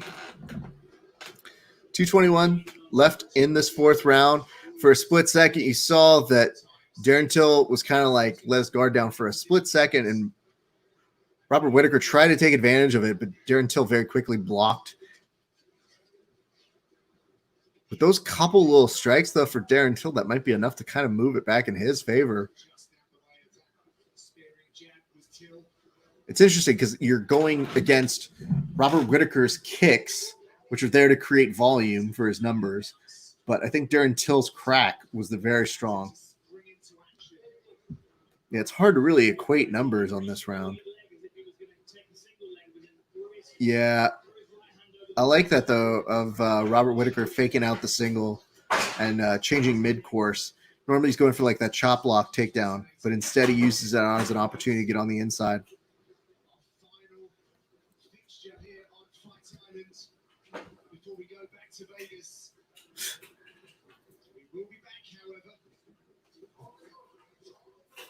They are saying they will go back to Fight Island according to our commentators. So that seems like a given.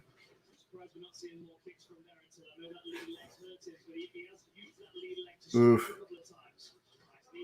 They kind of clinch for a split second. It goes away. They split apart. 56 seconds left to go. Darren Till now starting to try and signal like he wants to go lower. Still very loose.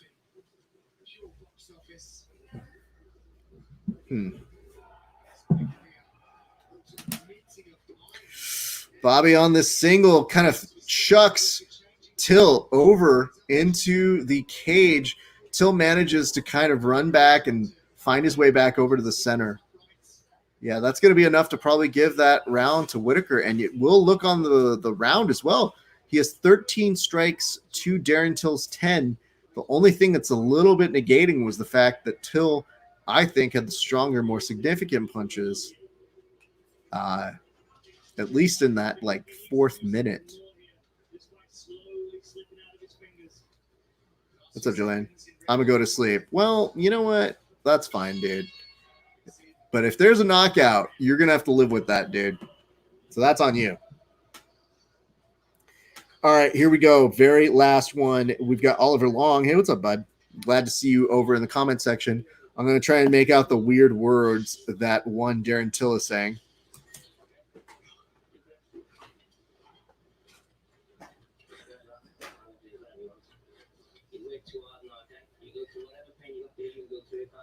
So his corner says, but Wade is going to win by decision. I mean, possibly. But Till's corner is being like, hey, whatever pain you're going through, just kind of like suck it up.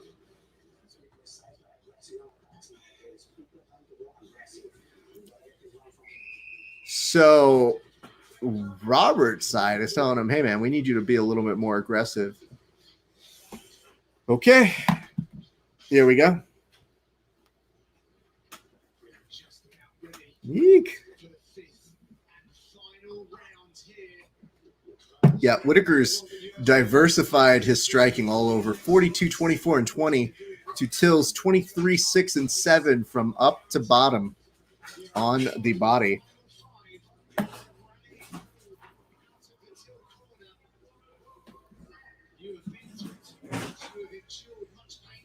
I mean, do you guys have it 3-1 for Robert? Good crack again, goes for that kind of like chop block. Ben Askren, nah, I don't care about what he says, so we'll just negate that. Might be 2-2 here. That's from Chris Weidman. 2-2 from Bilal Muhammad. Huh. Yeah, that's from people talking about I think the impact of those Till strikes, but maybe they're not even paying attention to the numbers game.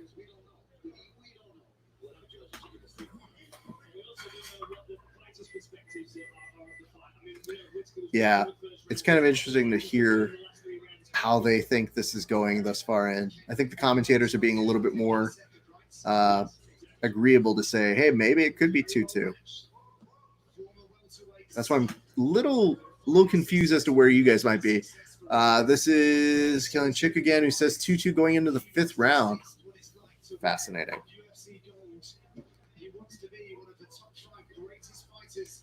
Yep, okay. Good kick over by Robert Whitaker. Kick to the midsection. We're at about the last 3 coming up. It's 3:18 right now on my clock. Good combination there.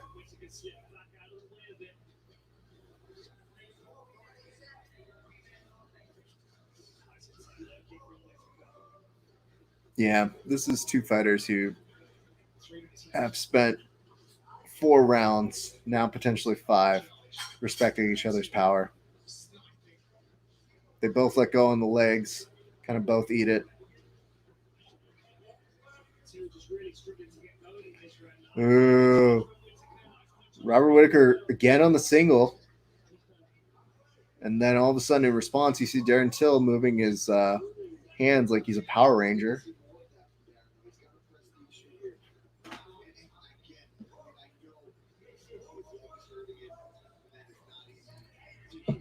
Oof. Yeah, I think it is interesting. I don't know if Robert Whitaker knows exactly how much Darren Till's leg hurts, because it does seem like that might be playing a little bit of a factor in how much he's being nervous to plant his foot on this. Good crack. Leg kicks is 23 of 27 for Robert Whitaker. And that comes into the diversified series of strikes that he's been throwing throughout this fight. I mean, the time is, now you're starting to see a little bit of reaction from Darren Till. Kind of lifts his foot. Now I think you're starting to see Whitaker realizing, okay, I got to chop down the leg a little bit more here. If he's reacting like that, and it was so big with the last minute and 30 seconds, that's what I have to do in order to secure my decision win here. And that's going to be important. Yep, continues back over on the kicks. And I think he might even have some more intel on knowing, like, he's not quite there.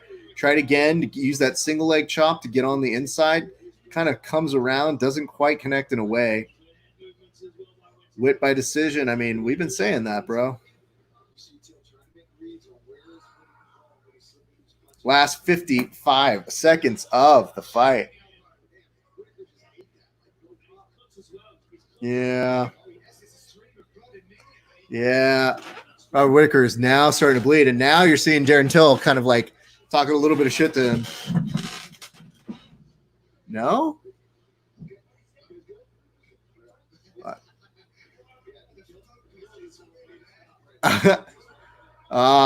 If there was ever a needed single leg to finish, that is the one. And Whittaker is going to finish this all the way through, and now Darren Till is going to wear part of his blood to give a nice parting gift. 14 seconds left to go. Bobby Whittaker now going in for some knees in the midsection. Yeah, this is definitely letting a guy leave a game show with some parting gifts.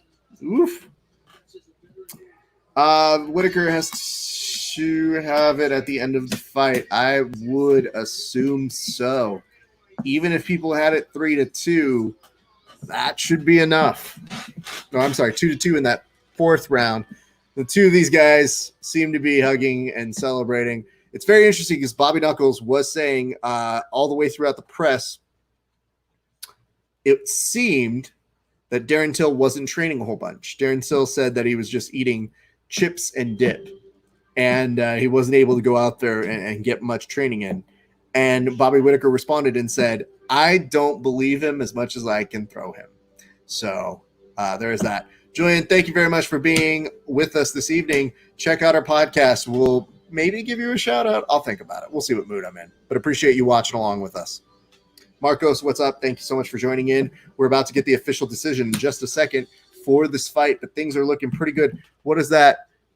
SH1M Kin? Is that Shimkin? I don't know. Shimwankin. See you, bud. All right.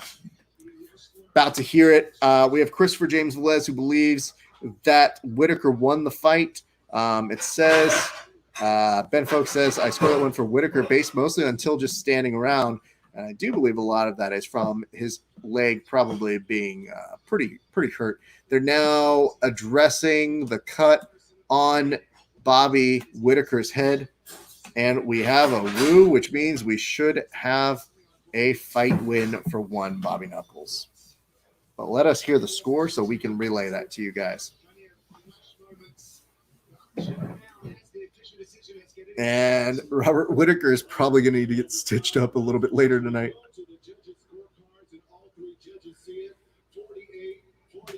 48-47, so it was super close. And, man, talk about a single leg coming through at a clutch moment. If that was the case and it was 48-47, that meant that it really did come down to that fifth round for Robert Whittaker. And I don't know what the fuck he was just doing, but he literally is exchanging a bunch of well wishes and nice words. These two seem to really enjoy each other. Good for them. That's pretty dope. There is no, unfortunately, Sweet Carolina on this one.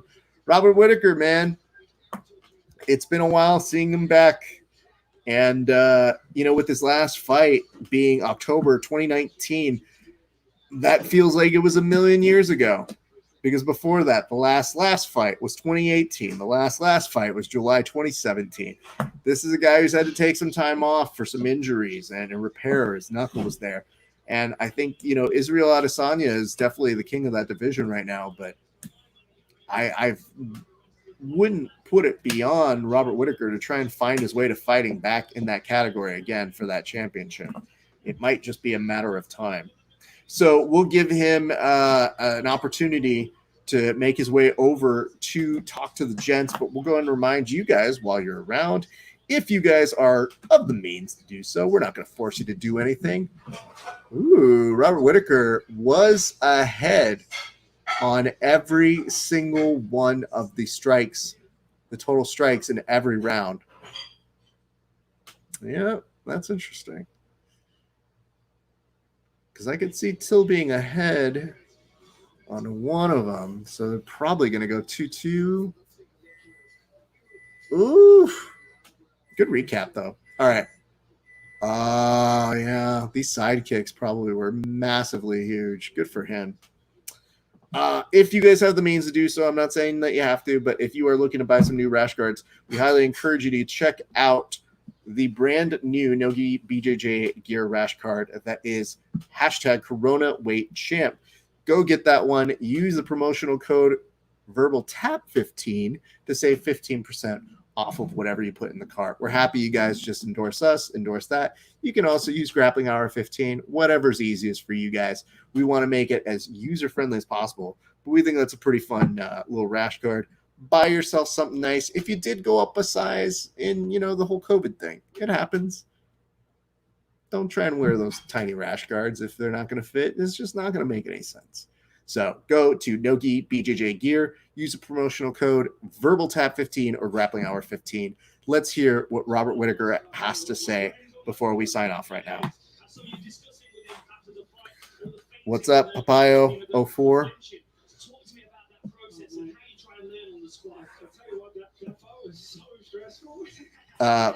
Robert Whitaker says that fight was so stressful as his cut is probably now just bleeding on that headset he's using.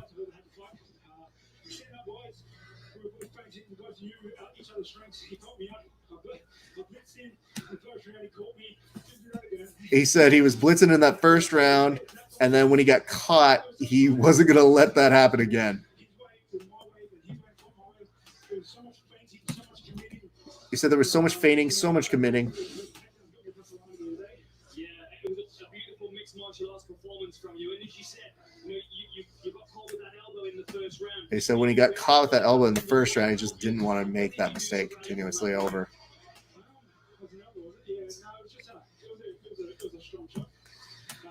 He said it was a strong shot. Oh, there. I like that he's kind of like wondering. He's like, was it that shot? Was it a different shot? I mean, listen, dude, I was just in a fight, bro. Oh, no. He's calling it one of the most technical fights he has had in his life.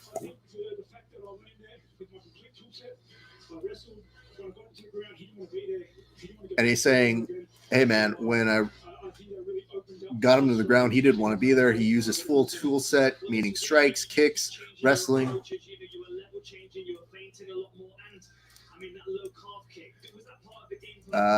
Israel Adesanya says, I still want to fight Till one day. His striking is beautiful. Stay up. That's a nice note from him.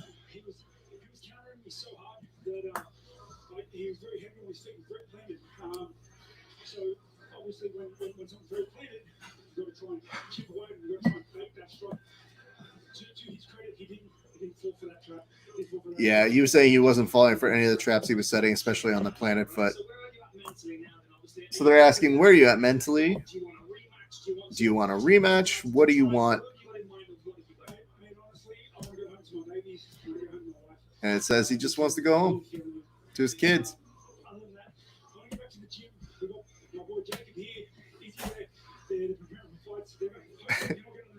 And he's already pumping up his teammates and saying he wants to get them on a card.